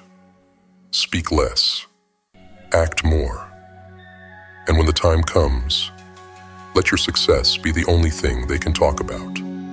There is a lie that lulls dreamers into a shallow grave of mediocrity. A lie wrapped in applause, draped in empty praise, and whispered into ears hungry for validation. It tells you that sharing your intentions, speaking your dreams aloud, and receiving the world's approval is progress. But it is not.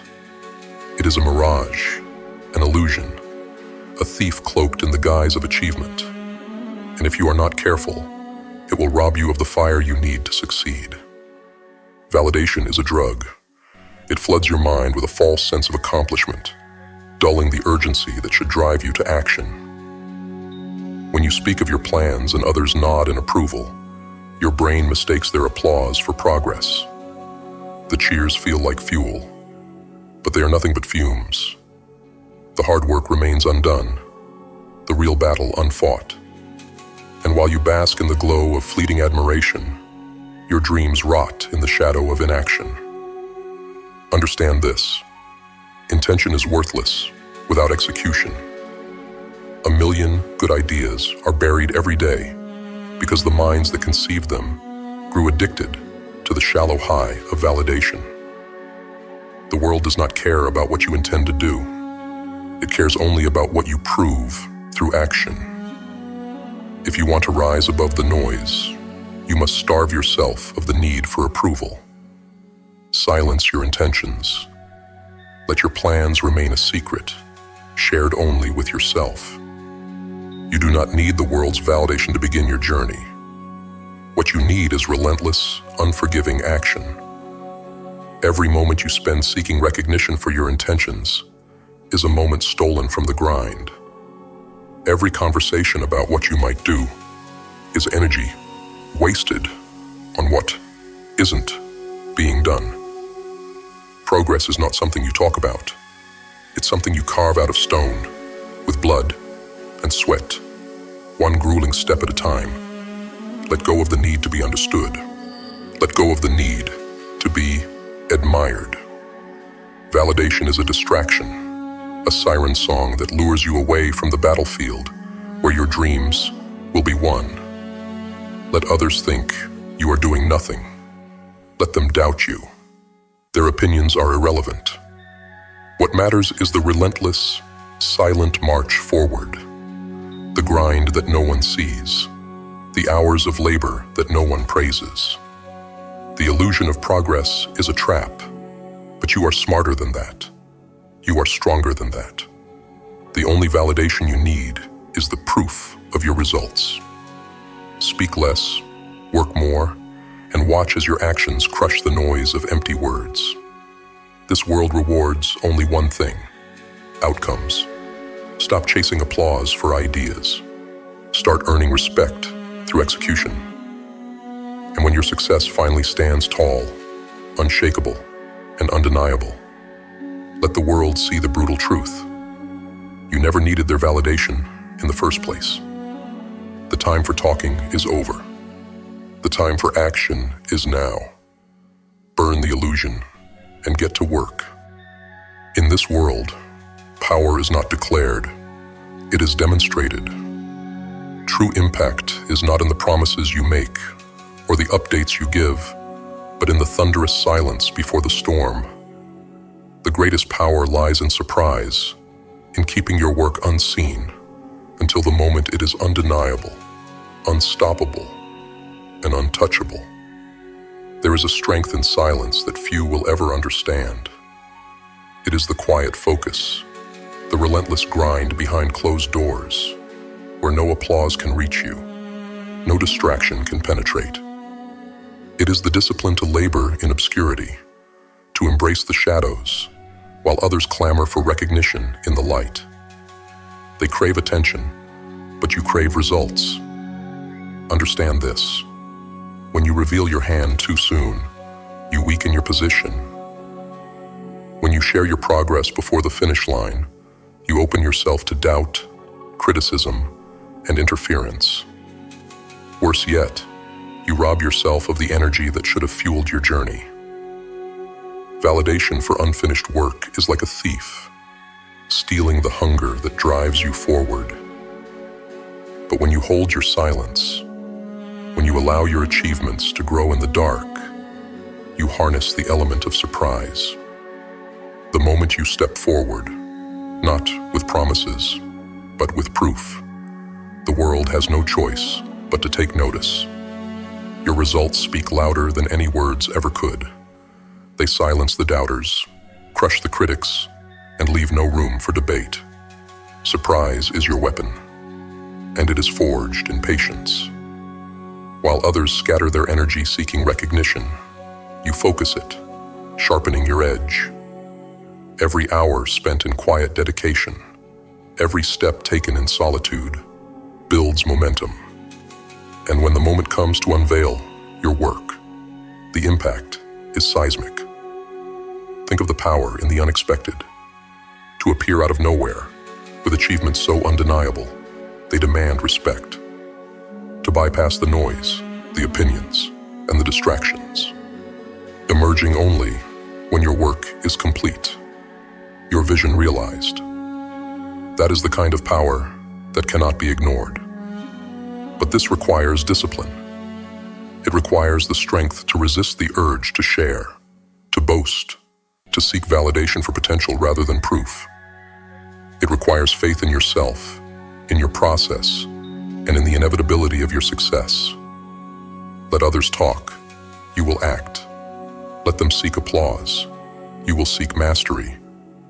When you build in silence, you make yourself untouchable. By the time the world sees what you've created, it is too late for them to interfere.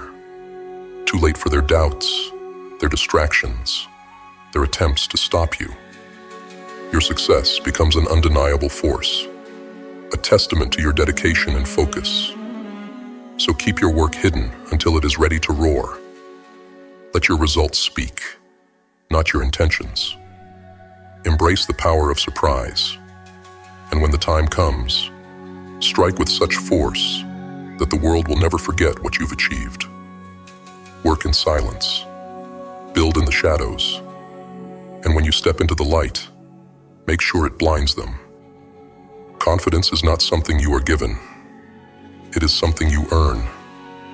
It does not come from the approval of others, the empty comfort of words, or the fleeting illusion of potential.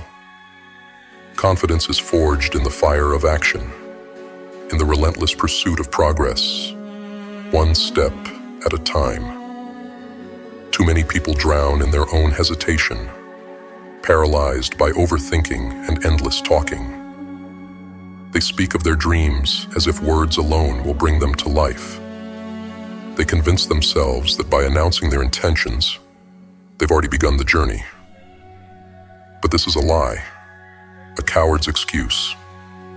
Excessive talking is not progress. It is procrastination, dressed in the costume of ambition. Understand this: confidence is born from movement. Every step forward, no matter how small, builds a foundation of self-trust. With each action, you prove to yourself that you are capable, that you can handle the weight of your goals, that you are strong enough to overcome the obstacles in your path. Action is a mirror. It reflects your potential, your strength, and your determination.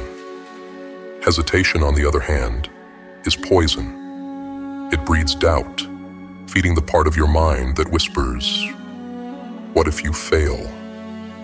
What if you're not enough?"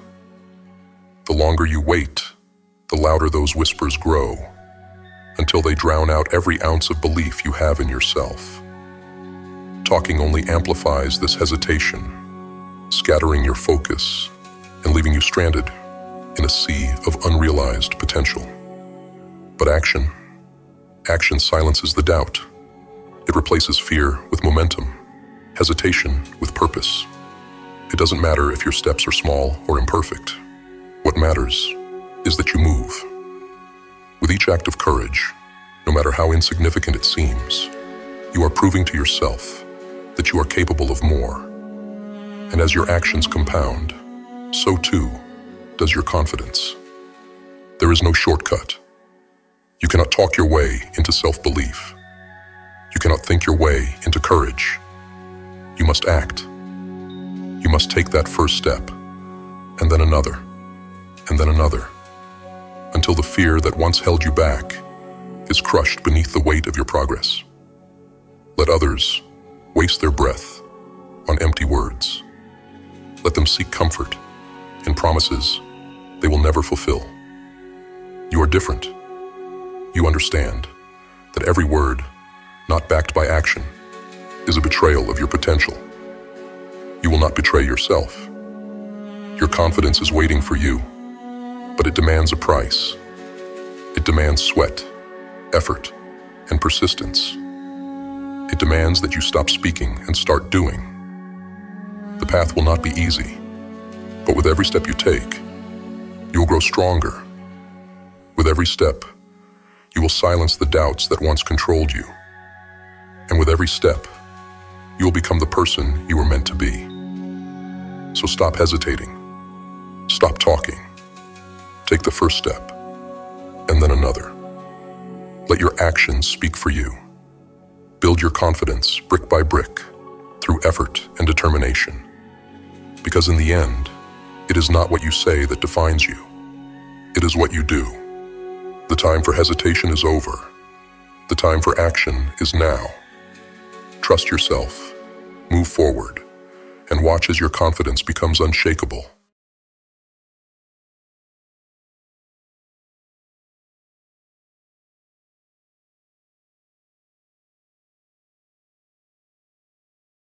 Welcome, Grimface community. Today we stand as proof of what happens when resilience meets ambition, when darkness becomes fuel for growth. Look around you. We are growing, building, and becoming unstoppable.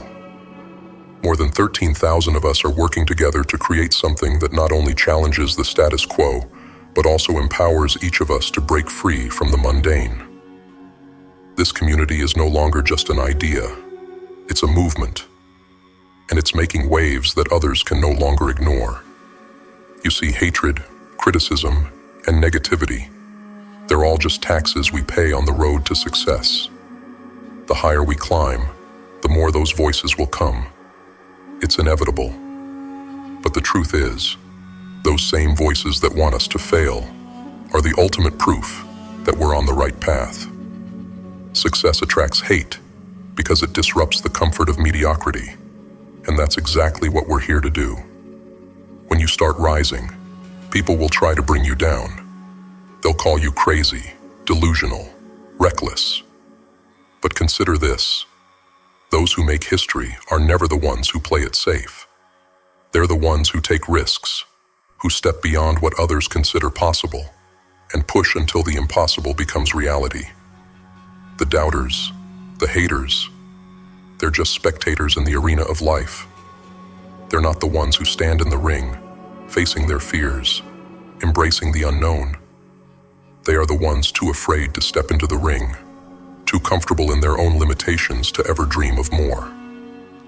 What most people don't understand is that criticism is the greatest compliment to your success. The louder the critics, the bigger the mark you're making. It means you're not just existing, you're truly living. You're creating change. Critics often wish they had the courage to do what you're doing.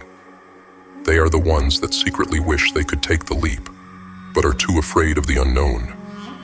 They see in you the courage they lack, the drive they abandoned, and that realization scares them. And while they criticize, you create. While they doubt, you grow. And while they hate, you build. Every time they talk, every time they point fingers, it is because you have something they don't. Bravery, ambition, and the relentless pursuit of greatness. You have to develop what I call the success armor. You must dream big, so big that your dreams make others uncomfortable. And you need skin thick enough to shield those dreams from the negativity of those who gave up on their own potential. The funny thing is, the same people who doubt you now will come running back when you succeed. They'll tell the story of how they knew you before you made it, how they saw your potential even when they laughed at your ambition. But in reality, their doubt was always a reflection of their own limitations, not yours. They doubted because they could never imagine themselves in your position. They could never see themselves doing what you're doing. So let them hate. Let their words add fuel to your fire. The higher you climb, the more you will face resistance. Let that resistance become your sharpening stone. Don't let their doubts cause you to question your path. Let it drive you forward. Because here's the truth. Hatred and negativity are born from fear. Fear of change. Fear of being left behind. Fear of being shown that more is possible. When you push boundaries, you expose that fear. When you do what they cannot, you force them to confront their own limitations, and that makes them uncomfortable. But discomfort is necessary for growth. You are here to grow, to transform, to rise above the ordinary. Let me give you a philosophy to live by. Success isn't measured by the praise of others. It's defined by how much you're willing to endure for what you believe in. Every time you face hatred, every time someone tries to tell you that you can't, it's a sign that you're moving in the right direction. The road to greatness is paved with doubt, but that doubt is simply proof that you're on a road most people will never dare to travel. It's not the easy road. It's the road less taken, the road that demands sacrifice, resilience, and a relentless belief in yourself. The journey ahead will not be easy. There will be moments when you're alone, when the weight of the criticism feels unbearable, when the easiest thing to do would be to give in and settle for mediocrity. But the difference between those who succeed and those who settle lies in one simple truth. Those who succeed keep going. They take every criticism, every hateful word, every negative thought, and they turn it into a reason to keep pushing forward. They turn it into a weapon, a source of power, and they refuse to back down. You must refuse to back down. You must refuse to settle for anything less than what you know you are capable of. In those moments of doubt, remember why you started. Remember the vision that set your soul on fire, the dream that got you out of bed every morning. Remember that every obstacle is an opportunity in disguise, every challenge a chance to grow stronger, to prove not just to others, but to yourself, what you are truly capable of. In the end, it's not about proving them wrong. It's about proving yourself right. It's about showing up for yourself, day in and day out, no matter how tough the path gets. It's about building the life that you know you deserve, no matter how much others may doubt you. And when you reach that point of success, the same people who laughed, who criticized, who hated, will want to know how you did it. They'll want to be part of what you've built. The irony of it all is that the people who once laughed at you, the people who doubted you, will want to know your secret. They will want to know how you made it happen, how you overcame the odds. They will want a piece of what you have created. And you will look at them and realize that their doubt was the very thing that pushed you to go further, to dig deeper, to rise higher. So let them hate, let them doubt, let them criticize. And you, keep building, keep growing, keep moving forward. Because in the end, success isn't about keeping everyone happy. It's about breaking free, rising above, and becoming the best version of yourself. It's about stepping into your power, about claiming the life that you know you deserve, regardless of what others think. The only person you need to prove anything to is yourself. And when you do, the world will take notice. The world will see what you are capable of. The world will see that you are unstoppable. Stay relentless, Grimface. Our journey is just beginning, and the best way to silence the doubters is to show them what we're truly capable of. Our journey is not just about reaching the top. It's about staying there, thriving there, and lifting others as we rise. It's about creating a legacy, a movement that can't be ignored, that refuses to be silenced. The world will always try to put you in a box, to define what you can and cannot do. They will try to limit you based on their own fears, their own insecurities. But remember this: nobody has the power to define you except for you. Nobody gets to decide what you are capable of achieving. You are the author of your story, the architect of your destiny. And every time you choose to rise above the noise, every time you choose to keep going despite the odds, you are taking back your power. Success isn't about perfection. It's about persistence. It's about getting back up every time you fall, about learning from every failure, about using every setback as a stepping stone to something greater. It's about refusing to give up, no matter how hard it gets.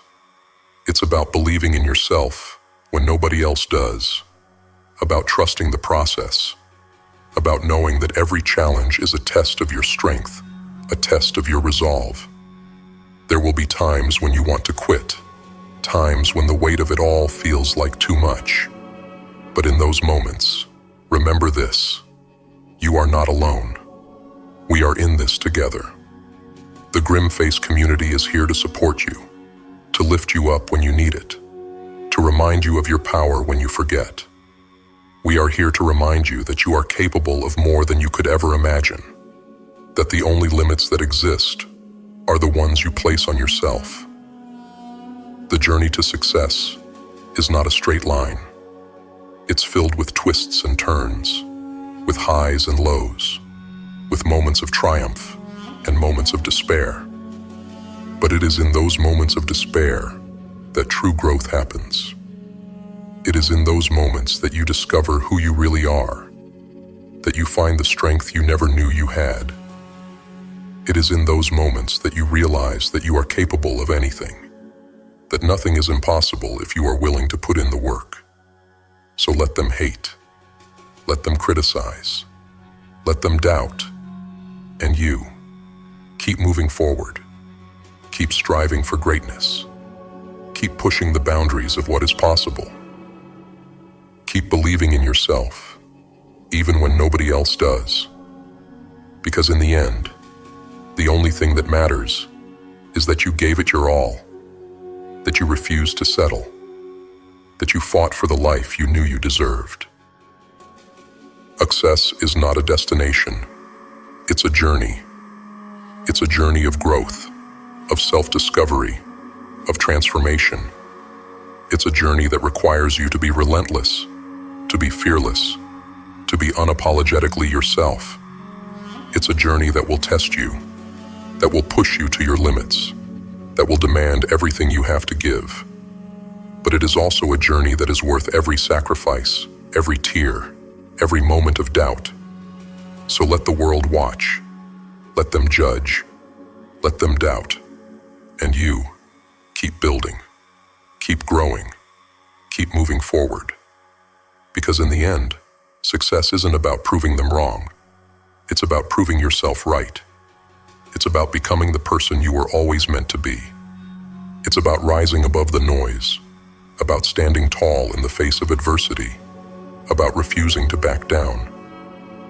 The Grimface community is not just a group of individuals. It's a force to be reckoned with. It's a movement of people who refuse to settle, who refuse to be defined by the limitations of others, who refuse to give up on their dreams. Together, we are unstoppable. Together, we are rising above the noise, breaking free from the chains of mediocrity, and creating a legacy that will never be forgotten. Stay relentless, Grimface. The journey is just beginning. And the best way to silence the doubters, the haters, the critics, is to show them what we are truly capable of. To show them that we are not just dreamers. We are doers. We are builders. We are creators. And we will not stop until we have achieved everything we set out to achieve. Let them hate. Let them doubt. Let them criticize. And you, keep building. Keep growing. Keep achieving. Because in the end, success isn't about keeping everyone happy. It's about becoming the best version of yourself. It's about proving to yourself that you are capable of more than you ever imagined. And that, grim face, is exactly what we are here to do.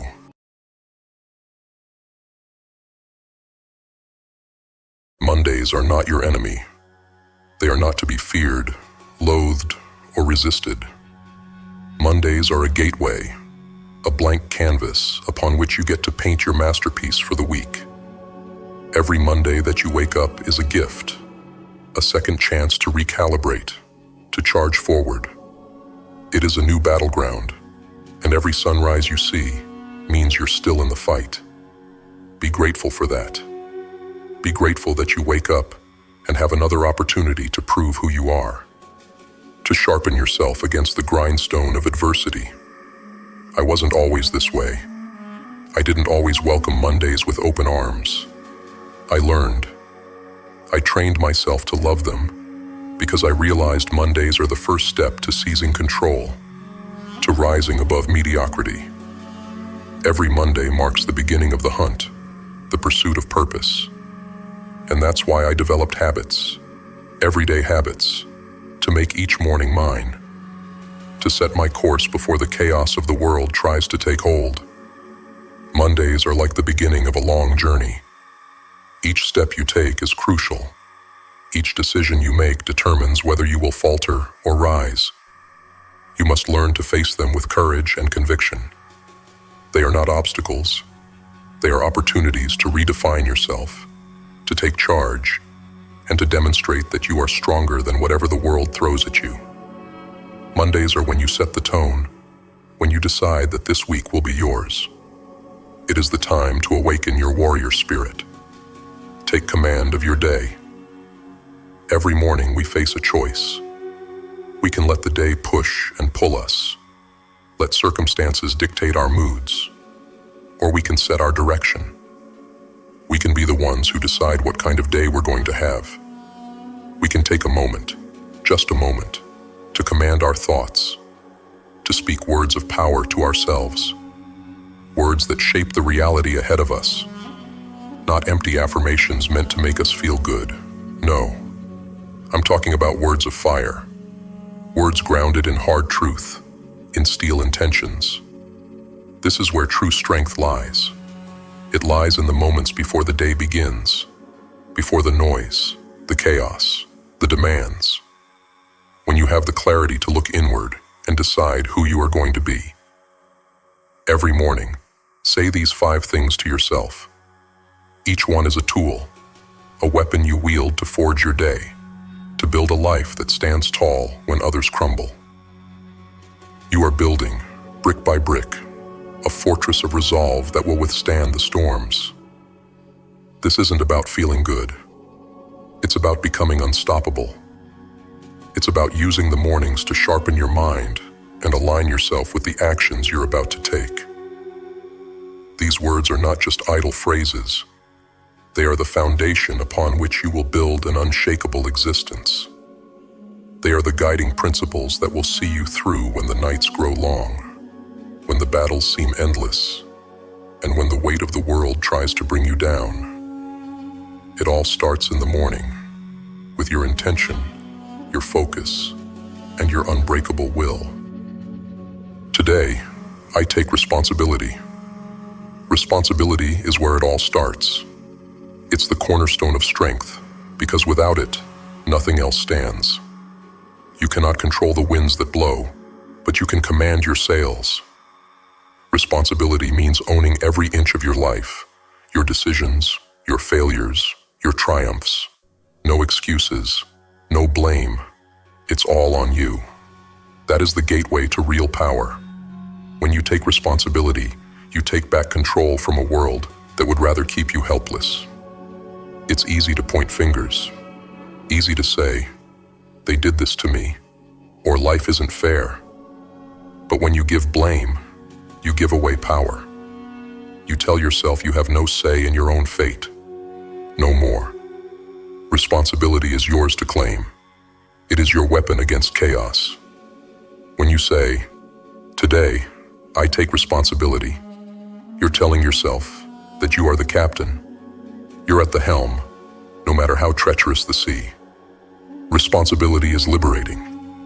It means you are no longer waiting for someone else to change your life. You are no longer waiting for circumstances to magically improve. You become the force of change, the driver of progress. It means you own your actions, your thoughts, and your outcomes. When you accept full responsibility, you accept the reality that you have the power to change, to grow, and to overcome. This is not about blame. It is not about feeling guilty for the past. It is about taking control of your future. When you own your actions, you own your destiny. You decide how you will respond to challenges, how you will rise after falling, how you will navigate the storms of life. Responsibility means that when life knocks you down, you get up. Not because it's easy, but because it's necessary. You rise because you are in control. You rise because you refuse to be defeated. Next, say to yourself, "I am capable." No matter what lies ahead, you have what it takes to face it. Capability is not perfection. It's not about knowing every answer. It's about knowing you can find the answer. You can take the hit. You can rise again. It's about resilience, about having the audacity to face challenges instead of shrinking away. Remember every battle you have already won, every hardship you have survived. Those moments of past struggle were fuel to ignite your power today. Every morning, remind yourself, you are capable. Capability is your armor against doubt, and it is forged through each step you take in the darkness. You have survived everything life has thrown at you so far. You are capable of facing what's next. You are built for this. You have faced storms that would have torn others apart, and yet you are still here, standing, breathing, fighting. You are capable because you have endured, because you have risen from every fall. Capability is not something you are born with. It is something you earn. It is something you forge through struggle, through perseverance, through grit. Every scar, every bruise, every setback has made you more capable. They have made you stronger, wiser, more resilient. Each morning, when you say, "I am capable," you are not just speaking words. You are making a declaration of intent. You are telling the world that you are ready for whatever comes, that you will not back down, that you will rise to every challenge. When doubt creeps in, remember who you are. Remember what you have faced, what you have overcome. You are capable of more than you know. You are capable of greatness, of achieving things that others deem impossible. The only limits are the ones you place on yourself. So remove those limits. Break free from the chains of doubt and fear. Stand tall, knowing that you are capable of conquering whatever lies ahead. Gratitude.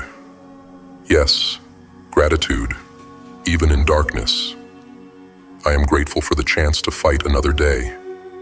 Gratitude is not about ignoring the struggle. It is about realizing that, amidst the chaos, there is still ground under your feet, air in your lungs, fire in your soul. It's about seeing opportunity where others see despair. Gratitude shifts the mind into a state of abundance, a readiness to conquer, a calm before the storm. You might think that in a dark world, gratitude has no place, but that is where you're wrong. The darkness gives value to the light. So each morning, say to yourself, "I am grateful," and see how your perspective shifts. Feel the power in recognizing your blessings, however small. Those small glimmers are what will carry you when the night grows long. Gratitude is a powerful force. It is a light that shines even in the darkest of times, a reminder that there is still something worth fighting for. Gratitude is about finding strength in the struggle. It is about realizing that the pain you feel today is building the strength you will need tomorrow. It is about understanding that every challenge, every setback, every hardship is a part of your journey. When you are grateful for the struggle, you transform it. You turn it into fuel, into power, into a force that propels you forward. Gratitude is the key to resilience, to enduring when others give up, to finding hope when the world seems bleak. Gratitude is not just about the good times. It is about embracing the entire journey.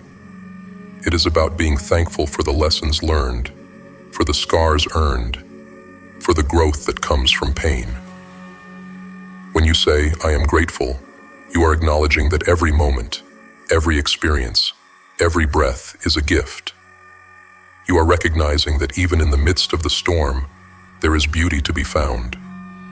Gratitude keeps you grounded, keeps you focused, keeps you moving forward. Growth is not a straight path. It's twisted, thorny, and lined with failure. But every thorn is a lesson. Every twist is a challenge to overcome. Say to yourself, "I am focused on growth." Growth requires sacrifice. Comfort must be abandoned. The known must be left behind. It's a decision to become more today than you were yesterday, to challenge your limits, to rise above who you have been. Growth demands that you step into the fire, that you face the discomfort, and use it to sharpen your edges. Commit each day to growth. Make no room for stagnation, no tolerance for complacency. You are not here to drift. You are here to evolve, to transcend your weaknesses, to embrace the discomfort that makes you stronger. Growth is painful. It requires you to leave behind the person you were yesterday, to shed old habits, to confront your fears. But that pain is necessary. It is the price you pay to become who you are meant to be. Growth is not about perfection. It is about progress. It is about taking one step forward, even if you stumble. It is about learning from your mistakes, about getting up every time you fall. When you say, "I am focused on growth," you are making a commitment to yourself. You are promising that you will not settle, that you will not remain the same, that you will keep pushing forward no matter how hard it gets. Growth is a journey, an endless pursuit of becoming better, stronger, wiser. Every challenge you face is an opportunity to grow. Every setback is a chance to learn. Growth is not easy, but it is worth it. It is what separates those who merely exist from those who truly live. When you are focused on growth, you are not afraid of failure. You embrace it. You learn from it. You use it to fuel your progress. Growth is about pushing your limits, about stepping outside your comfort zone, about facing the unknown with courage and determination. Finally, tell yourself, "I am in control of my attitude." Life will come at you with fists. It will swing wildly, hoping to knock you down. But you have the power to choose how you respond. Attitude is your final shield, a force field between you and a world that wants to bring you to your knees. Your attitude decides whether you fall or rise, whether you cower or fight back. The world can throw chaos, disappointment, anger, but you decide how you absorb it. Your attitude dictates whether you give in to despair or stand tall, fists clenched, ready to face whatever comes. When you tell yourself, "I am in control of my attitude," you take back the power from all those external forces trying to manipulate your spirit. Your attitude is the one thing that no one can take from you. It is yours, and yours alone, to command. Attitude is everything. It is the difference between those who succeed and those who fail. It is the difference between those who rise after every fall and those who stay down. A positive attitude does not mean ignoring the difficulties. It means facing them head on, with the belief that you can overcome them. It means refusing to be broken, refusing to be defeated, refusing to let the world dictate your worth.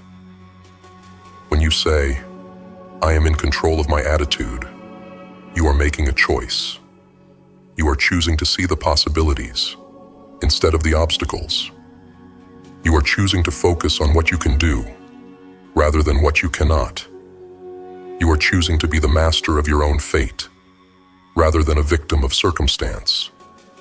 Your attitude is your weapon against the darkness, your shield against the chaos. It is what allows you to keep moving forward, no matter how tough the journey gets. These 5 declarations are not just words. They are your marching orders. They are the core of who you are and who you choose to be. Remember, the mornings are sacred. They are a time to take command before the world gets a chance to influence you. You have the power within you, the power to rise above, to set the tone, to control the narrative of your life. So when Monday comes and the world groans, you stand up, you fight, you show up as the strongest version of yourself. Not because it's easy, but because it's worth it. Mondays aren't a curse, they are a challenge. They are the start of your war for greatness. And each morning you face them with these declarations. You are building, brick by brick, the foundation of an unbreakable life. Mondays are your opportunity to rise, to prove to yourself that you are capable of more, that you are stronger than the challenges ahead. Embrace the fight, embrace the struggle, embrace the discomfort. It is through this fire that you will be forged, that you will become the warrior you were always meant to be. The world will try to break you, to wear you down, to make you quit. But you are stronger than that. You are unbreakable. You are relentless. Every Monday is a new beginning, a new chance to show the world what you are made of. It is your chance to write your story, to take control of your fate, to refuse to be ordinary. Ordinary is easy. Ordinary is safe. But you are not here to be ordinary. You are here to be extraordinary. You are here to push the limits, to break boundaries, to rise above the rest. You are here to live a life that others only dream of. So take these words and make them your own. Live them. Breathe them. Let them guide you through the darkness, through the struggle, through the fight. You are capable. You are strong. You are relentless. And every Monday, every morning, every moment is your chance to prove it. Stand tall, stand firm, and face the day with the power that lies within you. The mornings are yours. The days are yours. Your life is yours. Take command. Take responsibility. Grow. Be grateful. Control your attitude. And most of all, never stop fighting. Never stop pushing. Never stop becoming the person you are meant to be. Mondays are not to be feared. They are to be conquered. And with these declarations, you will conquer them. One day at a time, one battle at a time, you will rise, and you will win.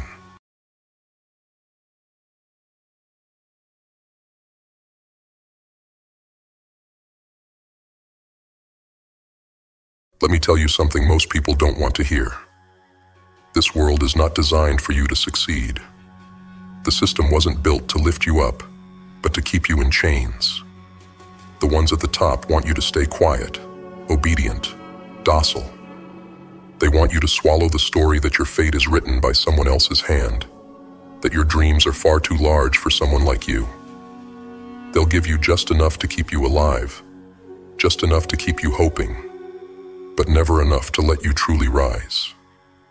The game is rigged, and you're not supposed to win. But that's the secret, isn't it? You're not supposed to win. And that's exactly why you must. The crown that's rightfully yours, the power you've been denied, it's not going to fall into your lap. You're going to have to take it. You're going to have to fight for it, claw for it, rip it out of the hands of those who think they own you. The world won't hand you power. It never has, and it never will. But that crown, it's still there, waiting. And it's time you remember who it belongs to. Look around you. The walls that surround you, the barriers that hold you back, they're made of fear, lies, and illusions. The illusion that you're not enough, that you don't have what it takes. The fear that you might fail, that you might fall on your face and be laughed at. But let me tell you this, failure is inevitable. Pain is inevitable. You will be knocked down. You will be hurt. And those who want to keep you in your place will cheer when you stumble, because that's what they expect from you. But that's not the end of your story. No. Every fall is a lesson. Every failure is a weapon, sharpened by experience, hardened by reality. The blows you take aren't meant to break you. They're meant to build you, to make you stronger, to prepare you for the moment you stand tall and reclaim what's yours.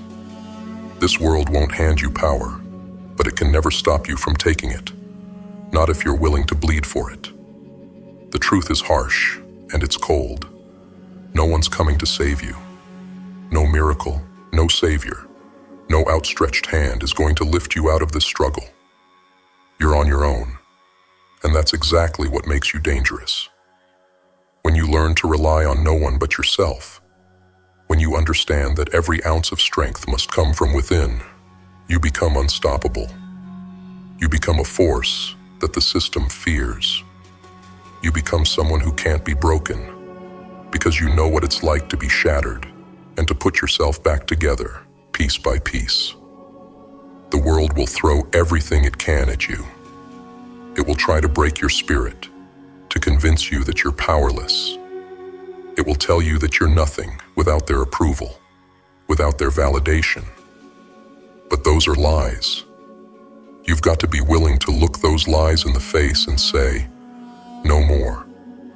You've got to stand up, even when your legs are shaking, even when your heart is heavy with doubt. You've got to find that fire inside you, that relentless drive that refuses to be extinguished. You have to understand that power is never given. It's taken. It's seized by those who are willing to fight for it, to endure the struggle, to embrace the pain that comes with the climb. It's taken by those who are willing to stand alone, to be misunderstood, to be ridiculed, and to keep going anyway. The world won't hand you power, but it can't stop you from taking it if you're willing to go to war for it. And make no mistake, this is a war for your mind, your soul, your future. And the battlefield is right here, right now, in every decision you make, in every fear you face, in every time you refuse to give up. The crown belongs to those who dare to reach for it, not because they're special, not because they're chosen, but because they chose themselves, because they decided that enough was enough, because they decided that they were no longer willing to live a life dictated by someone else's rules. They understood that freedom, true freedom, comes from within. It's not something that can be handed to you. It's something you have to fight for, something you have to earn. And once you've earned it, once you've tasted that freedom, there's no going back. There's no more settling, no more compromising, no more living small.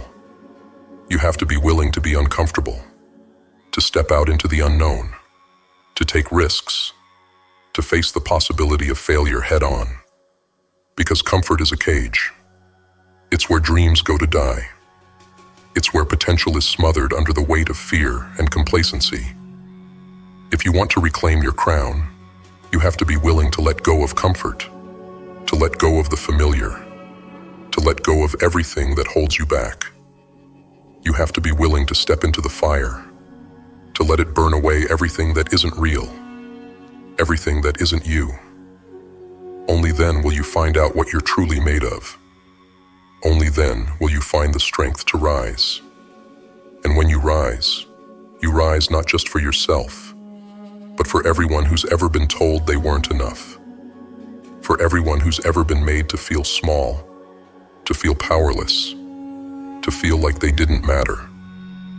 You rise to show them that it's possible.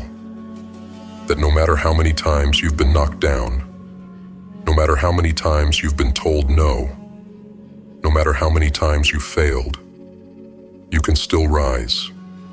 You can still reclaim your crown. You can still take back your power. And that's what they fear the most, that you might realize just how powerful you really are. The system is designed to make you forget your worth, your strength, your potential.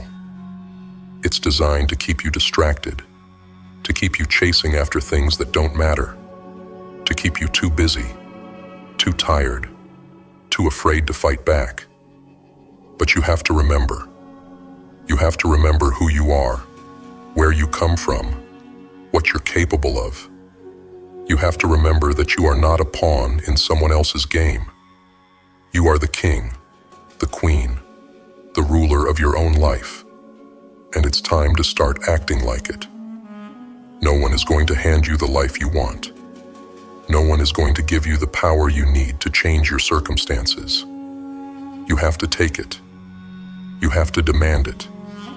You have to be willing to fight for it, even when it feels like the whole world is against you. You have to be willing to stand tall, even when the weight of the world is on your shoulders. Because that's what it takes. That's what it means to reclaim your crown. It means refusing to settle for less than you deserve. It means refusing to be silenced, to be controlled, to be held down. You have to be willing to be relentless, to keep pushing, even when it feels like you're getting nowhere, to keep fighting, even when it feels like you're losing, to keep believing, even when everything around you is telling you to give up. Because that's what it takes to be powerful. That's what it takes to reclaim your crown. It's not easy. It's not supposed to be easy. But it's worth it. Because the moment you decide to take back your power, the moment you decide to rise, to fight, to claim what's yours, everything changes. You change. And once you change, the world around you has no choice but to change as well.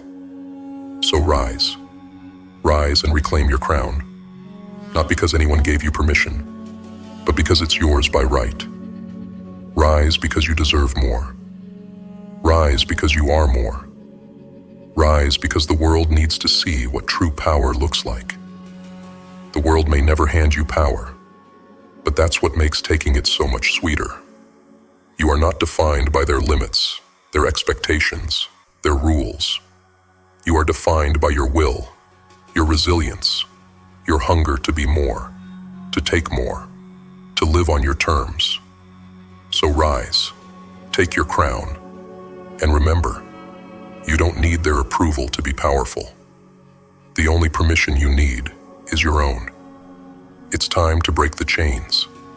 It's time to shatter the illusions, to tear down the walls that have been built around you. It's time to stop waiting for someone else to give you what you need, and to start taking it for yourself. The world won't hand you power. It never has, and it never will. But that's okay, because you don't need them to hand it to you. You are more than capable of taking it.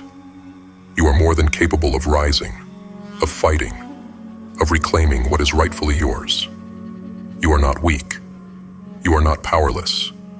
You are not a victim. You are a warrior. You are a king, a queen, a ruler of your own destiny. And it's time to start acting like it. It's time to rise. It's time to reclaim your crown. The world won't hand you power, but it can never stop you from taking it. So rise, fight, take what's yours. And remember, The only permission you need is your own. This is your life. This is your fight. This is your crown. And it's time to take it back. No more waiting. No more hoping. No more living by someone else's rules. It's time to rise. It's time to fight. It's time to reclaim your crown.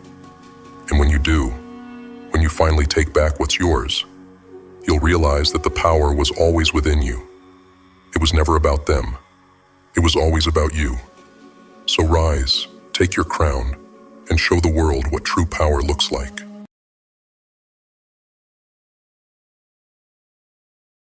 The world out there is ruthless, cold, and unforgiving. It doesn't care about your hopes, your dreams, or your comfort. It's indifferent to your struggles. And that is why you need to become something more, something sharper, something relentless. Today we're talking about the art of ruthlessness. Life demands sacrifices, and the question is, are you willing to make them? Most people cling to the comfortable, to what they know, even if it's dragging them down. They refuse to let go of relationships that drain them, habits that weaken them, or thoughts that keep them small. They coddle the very things that make them powerless, holding them close, letting them grow roots, until those things become chains that choke the life out of them. You need to be ruthless. Cut out what doesn't serve you. Let it go, and do it without hesitation, without second guessing. There is no room for sentimentality when you are fighting to rise above the odds. Ruthlessness isn't cruelty, it's clarity. It's about recognizing what's standing in your way, what's been sucking away your energy, consuming your time, dulling your blade, and having the courage to sever it. It's about focusing on what matters most and giving it everything you've got. If it doesn't serve your growth, if it doesn't ignite your fire, if it doesn't add to your strength, then it's dead weight. And you cannot afford to carry dead weight when you are climbing a mountain. To implement this in your life, start by making a list of everything that takes up your time and energy. Categorize them: relationships, habits, commitments, thoughts. Be brutally honest with yourself. Does this relationship empower you, or does it drain you? Does this habit make you stronger, or does it hold you back? If the answer is anything less than a resounding yes, cut it out. This is not easy work, but it is essential.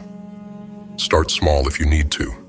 Remove one habit or one commitment that doesn't serve you. Watch how your energy shifts. Then move on to the next, and the next. The lighter you become, the more relentless you can be in pursuing what truly matters. People will tell you to be kind, to be accommodating, to keep everything in balance. They'll say you should make room for everything and everyone, to be the nice person that never says no. But the truth is, if you're going against the odds, you cannot be all things to all people. You cannot water down your focus, your energy, your essence just to make others comfortable. You must learn the art of saying no, of shutting doors, of burning bridges that lead nowhere. This world does not reward those who dilute themselves. It rewards those who are unapologetically driven. Learning to say no is a real-world strategy that will transform your life. Practice saying no without guilt. Start with small things. Decline an invitation that doesn't align with your priorities. Cancel commitments that do not serve your long-term goals. Once you gain confidence in saying no, apply it to bigger areas of your life. Cut off relationships that drain you without hesitation. Stop indulging in activities that keep you comfortable but stagnant. By saying no, you are making space for the things that matter: your growth, your mission, your greatness. The odds may be stacked against you. Maybe no one believes in you. Maybe you've been beaten down so many times that the ground feels like home. But remember this: the difference between those who stay down and those who rise again lies in what they choose to carry. You have to lighten the load. You have to get rid of the doubt, the fear, the naysayers who tell you it can't be done. You have to cut out the comforts that keep you weak and the habits that keep you small. Be ruthless with yourself, not in a way that destroys, but in a way that purifies. Sharpen your focus. Become cold to your distractions and relentless in your pursuit. One practical way to do this is to conduct a weekly self-audit. Sit down and evaluate your past week. What took your time? What brought you closer to your goals? And what held you back? Be brutally honest. Write it all down. Identify the patterns, and then make a plan to eliminate the obstacles. If social media is a distraction, set strict time limits or delete the apps altogether. If certain people bring negativity, limit your exposure to them. Be surgical with your time and energy. Imagine your life as a garden. You must weed out what doesn't belong for your flowers to grow. Ruthlessness is about survival. Not just surviving in the sense of barely making it, but thriving, rising, breaking through. It's about trimming away the unnecessary so that what remains is pure, powerful, and ready to take on the world. Be the sculptor of your own destiny. The marble block of your life is full of excess. Chip away until all that's left is your masterpiece. The masterpiece that does not bow to the odds, but faces them head-on with the fire of purpose. Another real-world strategy is to create non-negotiables in your life. These are the things that are absolutely essential to your growth and well-being. Things like exercise, learning, working on your passion, meditating, or spending quality time with loved ones. Set boundaries around these activities, and do not let anything interfere. Make these non-negotiables a part of your identity. If you are committed to exercising every morning, nothing should come in the way. No excuses, no distractions. This level of commitment will breed ruthlessness in other areas of your life. You will come to understand that if something matters, you protect it fiercely. To truly master the art of ruthlessness, you need a plan. You need structure. Below is a 5-step process that will guide you toward implementing ruthlessness in every aspect of your life. Step 1. Identify and evaluate. The first step is to identify everything that is taking up space in your life. Relationships, habits, routines, thoughts, and commitments. Conduct a thorough evaluation of each one. Ask yourself the tough questions. Does this serve my growth? Does it bring me closer to my goals? Does it align with who I want to become? Write down everything that passes the evaluation and everything that doesn't. Be brutally honest. You cannot afford to be sentimental here. This step requires clarity and courage. Step 2. Cut without hesitation. Once you have identified what doesn't serve you, it's time to cut it out. Whether it's a toxic relationship, a habit that keeps you stagnant, or a thought pattern that drains you, cut it without hesitation. This is where many people falter. They hesitate. They doubt. They let fear creep in. But this is where you must be ruthless. If it doesn't serve you, it's gone. End relationships that drain you. Delete apps that distract you. Stop activities that do not contribute to your growth. Remember, every moment spent on something that doesn't serve you is a moment stolen from your greatness. Step 3. Set boundaries and non-negotiables. Now that you've made space in your life, it's time to protect that space. Establish clear boundaries around your time, your energy, and your focus. Set non-negotiables, things that are absolutely essential to your growth and well-being. Whether it's an hour of exercise, time dedicated to learning, or moments of solitude for reflection, these are your priorities, and nothing else should interfere. Set firm boundaries, and be unapologetic about protecting them. People may not understand, but that's okay. This is about your growth, not their comfort. Step 4. Conduct weekly self-audits. Ruthlessness is not a one-time action. It is a continuous practice. Every week, sit down and conduct a self-audit. Reflect on your week. What worked, what didn't, what took you closer to your goals, and what held you back. Identify anything that slipped through the cracks, distractions, negative influences, bad habits, and make a plan to eliminate them. Be relentless in this practice. The purpose of the weekly self-audit is to ensure that you stay on track, that you are consistently aligning your actions with your purpose. Step 5. Focus relentlessly on your purpose. The final step is to focus relentlessly on your purpose. Remind yourself every single day why you are doing this. Write down your purpose. Keep it visible. Make it a part of your daily routine. Every action you take should be in service of that purpose. If something doesn't align, cut it out. This level of focus will sharpen you. It will keep you on the path, even when the odds are against you. Your purpose is your guiding star. Let it be the force that drives you, and be ruthless in your commitment to it. You will find that as you cut away what doesn't serve you, you will grow lighter, stronger, faster. Your path will become clear. You will see opportunities where before there were only obstacles. You will rise where others stay down. Ruthlessness is not about being heartless. It's about having the heart to choose yourself, to choose your mission, and to cut away anything that tries to hold you back. When you wake up each day, remind yourself of your purpose. Write it down. Keep it in front of you. And as you go about your day, constantly ask yourself, does this serve my purpose? Does this bring me closer to the person I want to become? If the answer is no, then cut it out. Be relentless in your pursuit of growth. No excuses, no distractions, no apologies. This is your life. You get one shot. Don't let anything that doesn't serve you take up your precious time and energy. This is not an easy path.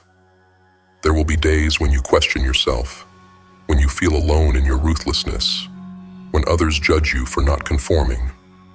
But remember, you are not here to conform. You are here to conquer. You are here to rise above the odds, to show what's possible when a human being dedicates themselves completely to their mission. Embrace the solitude, embrace the discomfort, and embrace the ruthlessness. It is what will set you apart from the rest. Embracing ruthlessness also means embracing resilience. It means understanding that setbacks are not roadblocks, but stepping stones. It means understanding that when you are pushed down, you must get back up, stronger, more focused, and more determined than ever. When you face challenges, you have to see them for what they truly are.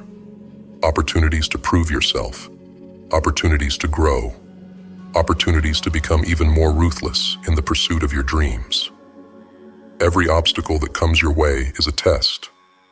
It is a test of your commitment, of your discipline, of your willingness to do whatever it takes. And every time you overcome an obstacle, you grow sharper, you grow stronger, and your resolve becomes unbreakable. Ruthlessness is not just a skill, it is a mindset. It is the mindset that tells you to stop waiting for permission, to stop waiting for the right moment, to stop waiting for others to support you. You must take control of your life. The art of ruthlessness means that you create your own opportunities, you carve your own path, and you never, ever allow someone else's opinion to dictate what you can or cannot do. The world is full of people who will tell you that you can't achieve your dreams, that you need to stay in your lane, that you need to be realistic. But you must not listen. You must not allow their limitations to become your reality.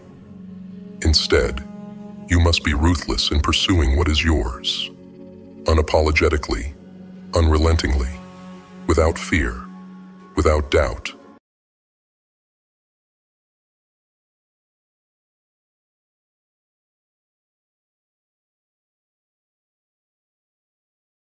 Sometimes life seems to unravel, each thread falling away until there's nothing left but chaos. The dreams you had once sewn together are torn apart, scattered like ashes in the wind. In those moments, when everything around you crumbles, and you are left alone amid the ruins, that's when you realize true transformation doesn't come from comfort. It comes from destruction. But the chaos that breaks you can also be what shapes you. The power lies in how you choose to respond, how you rise, and how you turn that destruction into the foundation of something greater. Think of the times you've been broken, the times your heart was shattered, your spirit crushed, your will bent, until it felt like there was nothing left. You know those moments well. The nights spent staring at the ceiling, drowning in the heavy silence of your own thoughts, when the world seems too heavy to carry, and every step forward feels like dragging 1,000-pound weight behind you.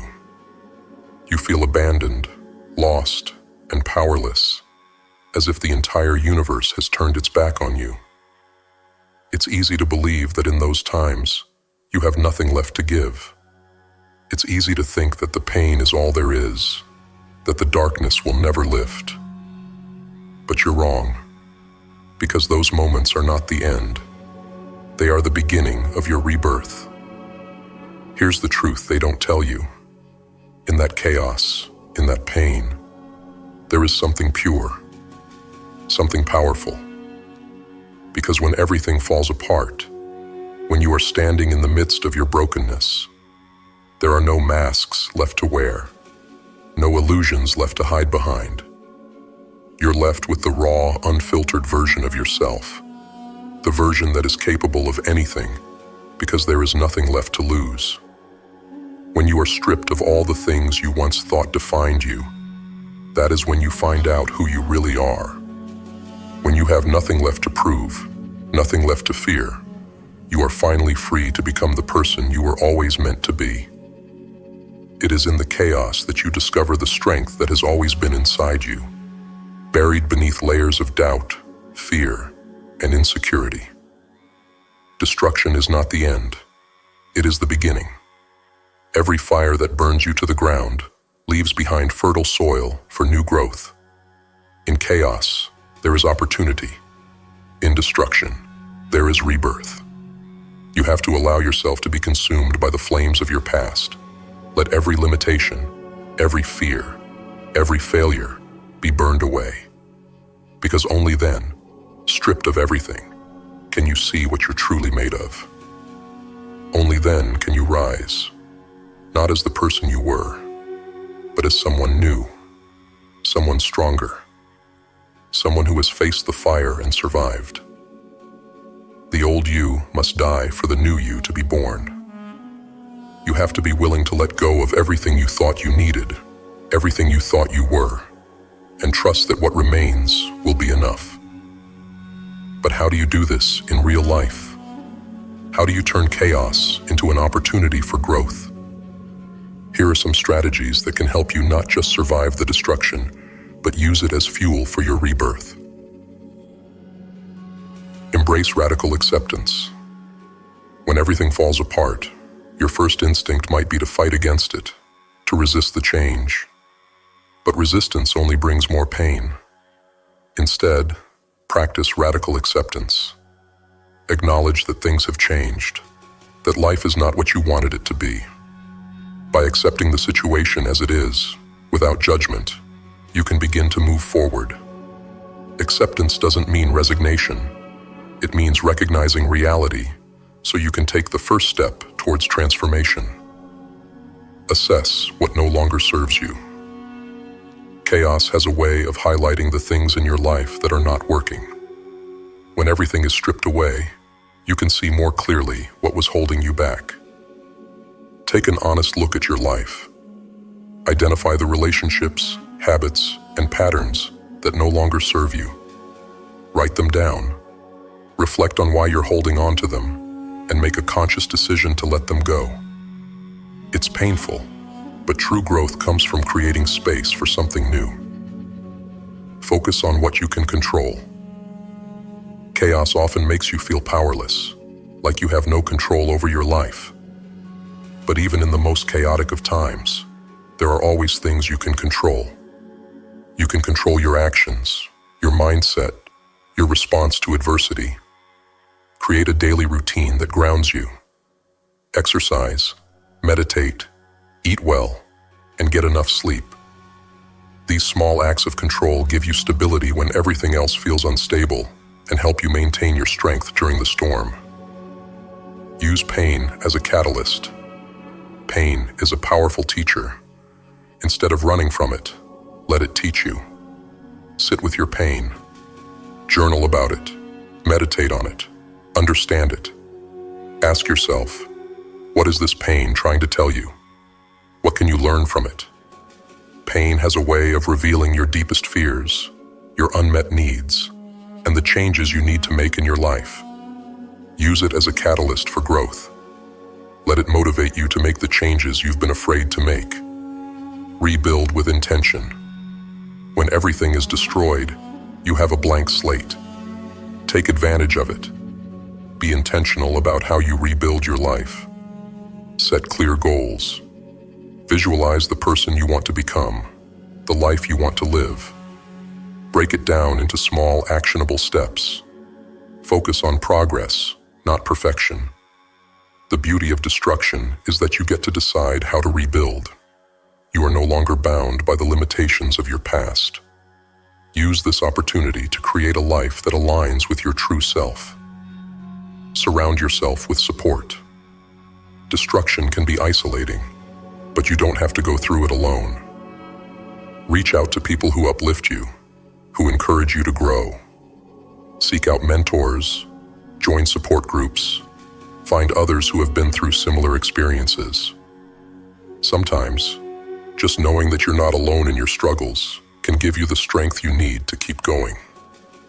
Surround yourself with those who remind you of your strength when you forget. You are not defined by the pain, by the heartbreak, by the loss.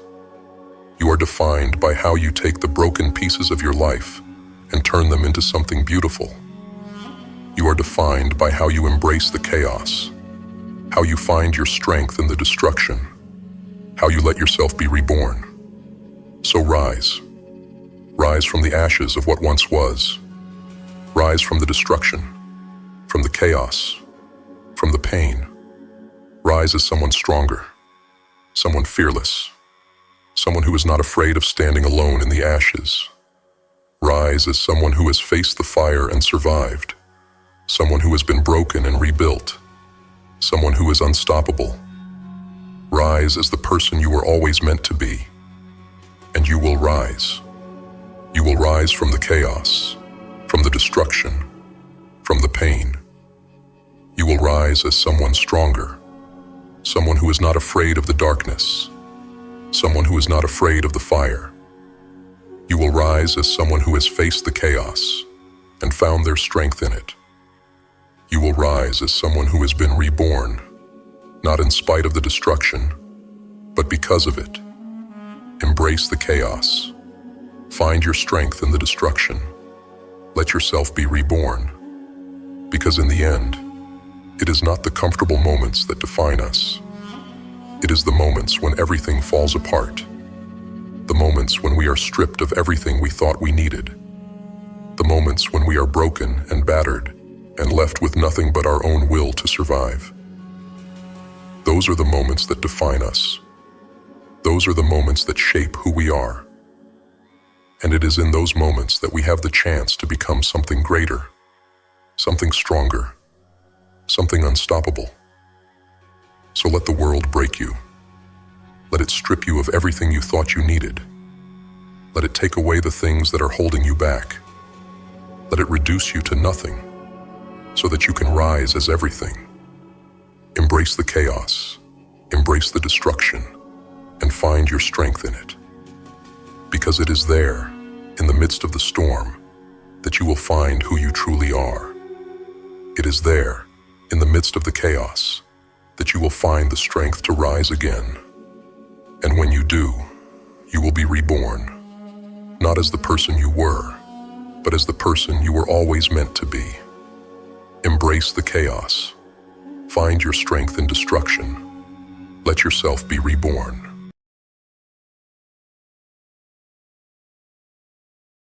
In the quietest corners of your mind, there lies a voice, a whisper that grows louder each time you hesitate, each time you fail to rise. It tells you to stay down. It tells you to be afraid. It tells you that you're not enough. This voice is your enemy, your greatest weakness, and it's the voice you must kill. It's cunning, that voice. It knows your fears and wears them like armor. It speaks to you in moments of vulnerability, coaxing you into comfort, urging you to take the easy way out. It tells you that failure is permanent, that it's better not to try at all than to risk the pain of losing. It feeds on your doubts, grows fat on your insecurities, and will do everything to keep you bound in mediocrity. It wants you to believe that comfort is safety and that staying small is a form of self-protection. But in reality, it's a prison of your own making. But hear me now. That voice is nothing but a lie. It is a parasite, leeching off your potential, draining your courage. And it is time to silence it. It is time to starve it, to suffocate it until it has no power left. You cannot allow it to dictate the terms of your life any longer. It is the source of all hesitation, all stagnation, and all fear that has held you back. It must be eradicated. Look deep within yourself. Confront that whisper that keeps you from achieving what you are truly capable of. You have a choice: to keep letting it dictate who you are, or to end its reign. Let the battle begin within your own mind. The next time it tells you that you're not good enough, respond with action. The next time it tells you to give up, use every ounce of your strength to push forward. Action is the antidote to its poison. Every time you choose to act, you weaken that voice.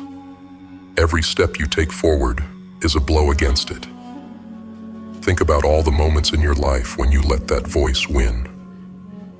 Think about the opportunities you missed because you let fear whisper in your ear. Think about the relationships you lost, the dreams you gave up on, the goals you abandoned, because that voice convinced you that you weren't worthy. It has stolen so much from you. Time you will never get back, chances that will never return. It is time to take back control. It is time to declare war on that part of yourself that has held you hostage for too long. There is a fire inside of you, a fire that can either consume you or illuminate the path forward. This voice wants to extinguish that fire, to leave you in darkness, where doubt and fear thrive. But you must be the one to fan the flames, to let that fire grow and burn away everything that does not serve you. Understand this. Every great transformation begins with the destruction of what holds you back. You must destroy that voice to create space for your potential. To kill that voice, you must embrace discomfort. You must do the hard things that your weakness wants you to avoid. You must train yourself to thrive in adversity, to stare down fear and keep moving. Comfort is the breeding ground of weakness. Every time you choose comfort over challenge, that voice grows stronger. It is in the struggle, in the moments when you push yourself beyond what you thought possible, that you begin to starve that voice. You must become comfortable with being uncomfortable. You must train yourself to see adversity not as something to avoid, but as the crucible in which your true self is forged. The voice tells you to stop when the going gets tough. But the truth is, the moments when you feel like giving up are the moments that matter most. These are the moments when you grow, when you prove to yourself that you are stronger than the obstacles in your way. The voice will scream at you to stop, but you must keep moving. One more step, one more challenge, one more refusal to quit. That is how you kill the weakness. It's not enough to ignore the voice. Ignoring it means allowing it to linger. You must actively crush it. Every day, every moment that voice appears, challenge it. Make it your mission to prove it wrong. When it tells you that you can't, show it that you can. When it tells you that you're weak, demonstrate your strength.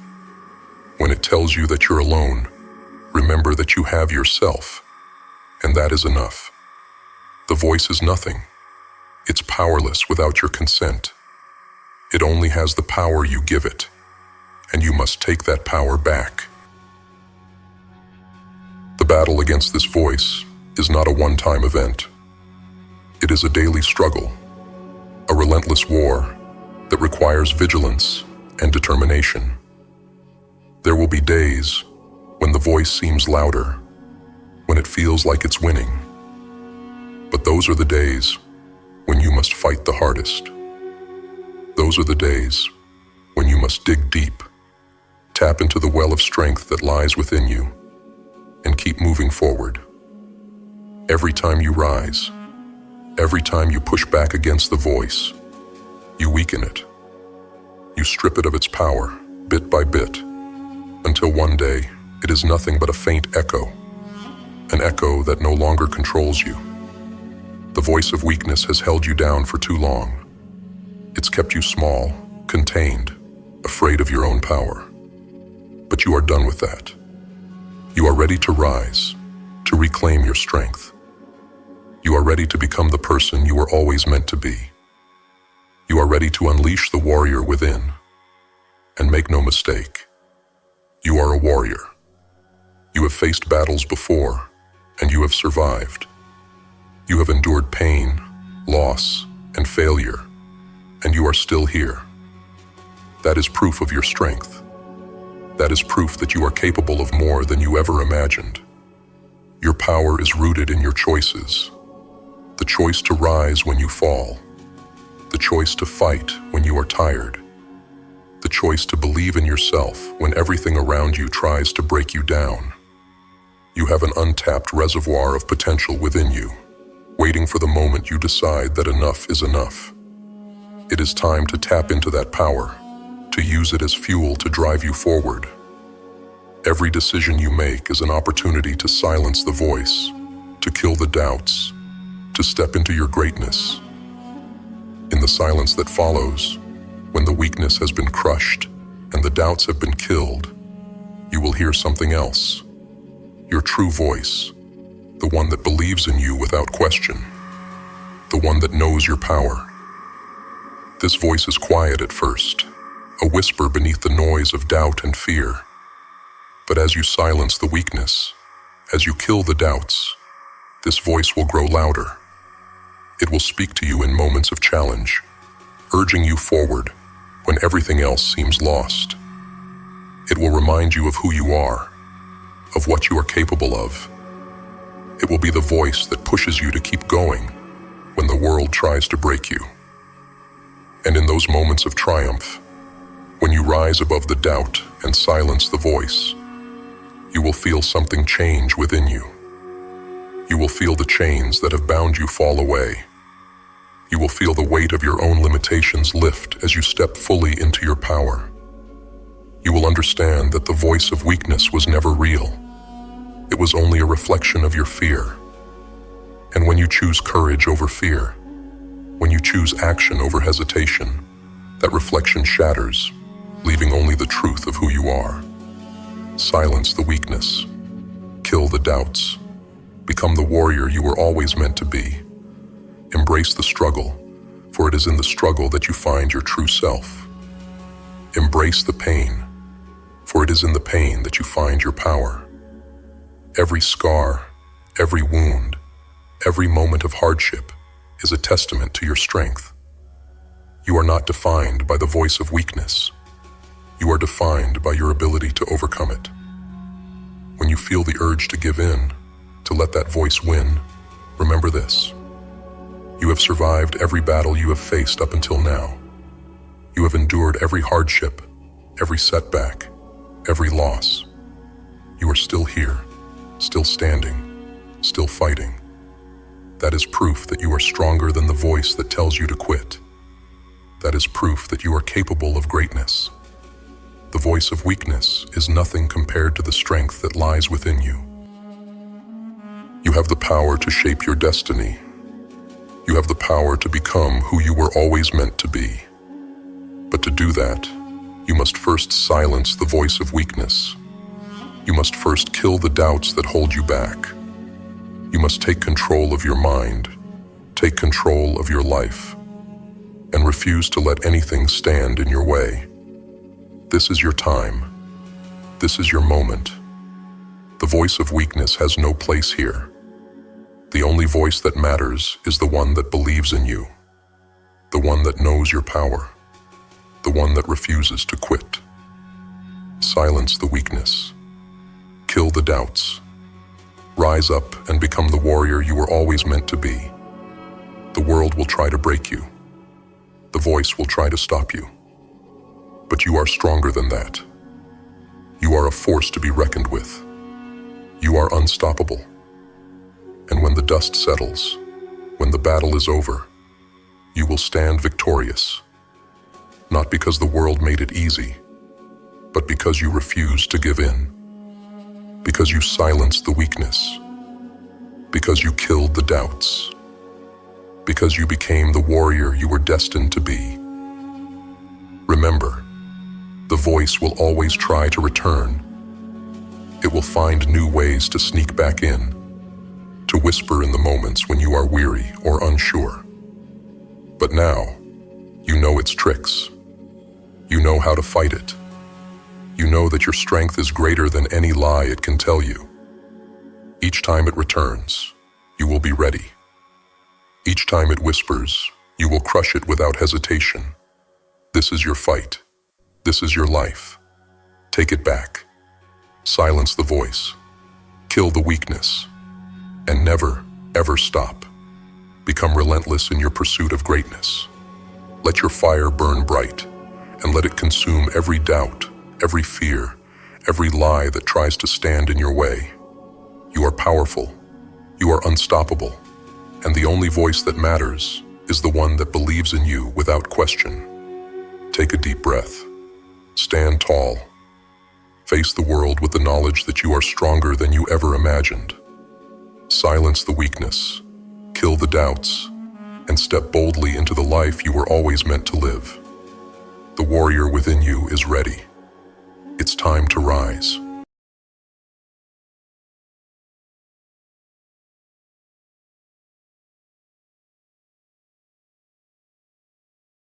As the night wraps its arms around us, we enter a realm where reality and dreams intertwine. A sacred space where our mind is untethered, free from the weight of waking responsibilities. This is the space where possibilities are born, where the subconscious waits, patient and powerful, ready to guide us if we dare to set the course. Tonight, I invite you to make a choice, a deliberate choice, to shape what lies beyond the waking world. Before you close your eyes, set an intention. This is not some idle thought. It is a seed, a spark of change, an echo that resonates through the darkness. The question you ask yourself before drifting off becomes a mission for your subconscious, a compass pointing you to what you seek. Whether it's clarity, strength, or an answer that has eluded you, lay it before your mind like an offering before the altar of your deeper self. Understand this. The power of intention is not limited by the conscious mind. The moment you set a clear, heartfelt intention, you initiate a process that goes far beyond your immediate awareness. When you plant that seed in your mind, it begins to grow, even as you surrender to the night. You may not see the roots forming, but beneath the surface, the tendrils of that intention stretch out, connecting to the unspoken parts of your being, drawing nourishment from the depths of your subconscious. There is something within us that knows more than we consciously know. It understands the language of dreams, of symbols, of intuition. When we sleep, we slip into that vast reservoir, a place that carries the weight of our past, the wisdom of our ancestry, and the power of our unacknowledged desires. In this quiet and boundless place, our thoughts are untangled, our fears are confronted, and answers can rise from the depths like sunken treasures brought to the surface. Every intention we set before we drift into sleep is like a drop in an infinite ocean. It creates ripples, subtle waves that travel through the subconscious, reaching far off corners of our minds that are untouched by the busyness of our waking lives. These ripples move through memories, through emotions, through the unspoken dreams we have tucked away, and they begin to shape the fabric of our inner world. The question you ask yourself, the intention you set, has the power to resonate through your entire being, shifting and transforming you from within. Imagine for a moment that your mind is a vast library, an endless collection of experiences, knowledge, and potential. When you set an intention before sleep, you are giving your subconscious mind a directive to seek out the information you need from this immense archive. Perhaps you are searching for an answer that has evaded you, or perhaps you wish to awaken a strength you know is there but cannot fully access. Your subconscious, when given the task, will begin to sift through the shelves of your mind, pulling together what you need. It might take time, it might take patience, but know that your mind is working on your behalf, even when you do not consciously perceive it. Setting an intention before you sleep is about faith, not a blind, unknowing faith, but the conviction that your mind is capable of more than you realize. It is about trusting the process, trusting that the parts of you that operate beneath the surface know the way forward. It's about understanding that the mind does not rest when the body does. It works, it travels, it dreams, it transforms. As you set your intention, you are allowing your subconscious to navigate through the labyrinth of your inner world, uncovering hidden paths, unlocking new doors, and guiding you toward the answers that you seek. Picture your intention as a key. As you surrender to the quiet, that key unlocks the different rooms of your subconscious. There is a room filled with strength you have forgotten, a room with creativity you have yet to tap into, a room with courage you thought you lost. Each door you open at night is a chance to find something vital, something transformative.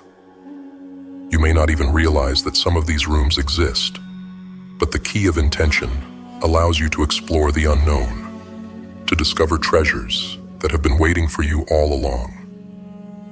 Consider the power that lies in the act of deliberate intention. We live much of our lives reacting to the world around us, pulled this way and that by external forces. But when you set an intention before sleep, you are taking control, even if just for a moment. You are choosing what you want your mind to focus on, choosing to direct the immense power of your subconscious towards something meaningful. This act of deliberate choice is powerful because it places you in the driver's seat of your own mind, even as you drift into a state where conscious control is surrendered. Tonight, when the world is silent and the only thing you hear is your breath, remember this: you have the power to influence the unseen.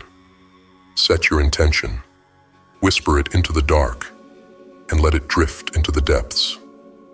Your subconscious mind will listen, it will respond, and it will guide you. And when you wake, the light of a new day will carry the first glimpse of the answer you seek, because you dared to ask, and you dared to trust the unseen power within you. Think of your subconscious mind as a vast and untamed landscape, one that is not fully known, not fully explored. There are valleys of memory, peaks of intuition, rivers of emotion that run deep beneath the surface of what you consciously know. Setting an intention before sleep is like marking a point on the map, a destination to reach.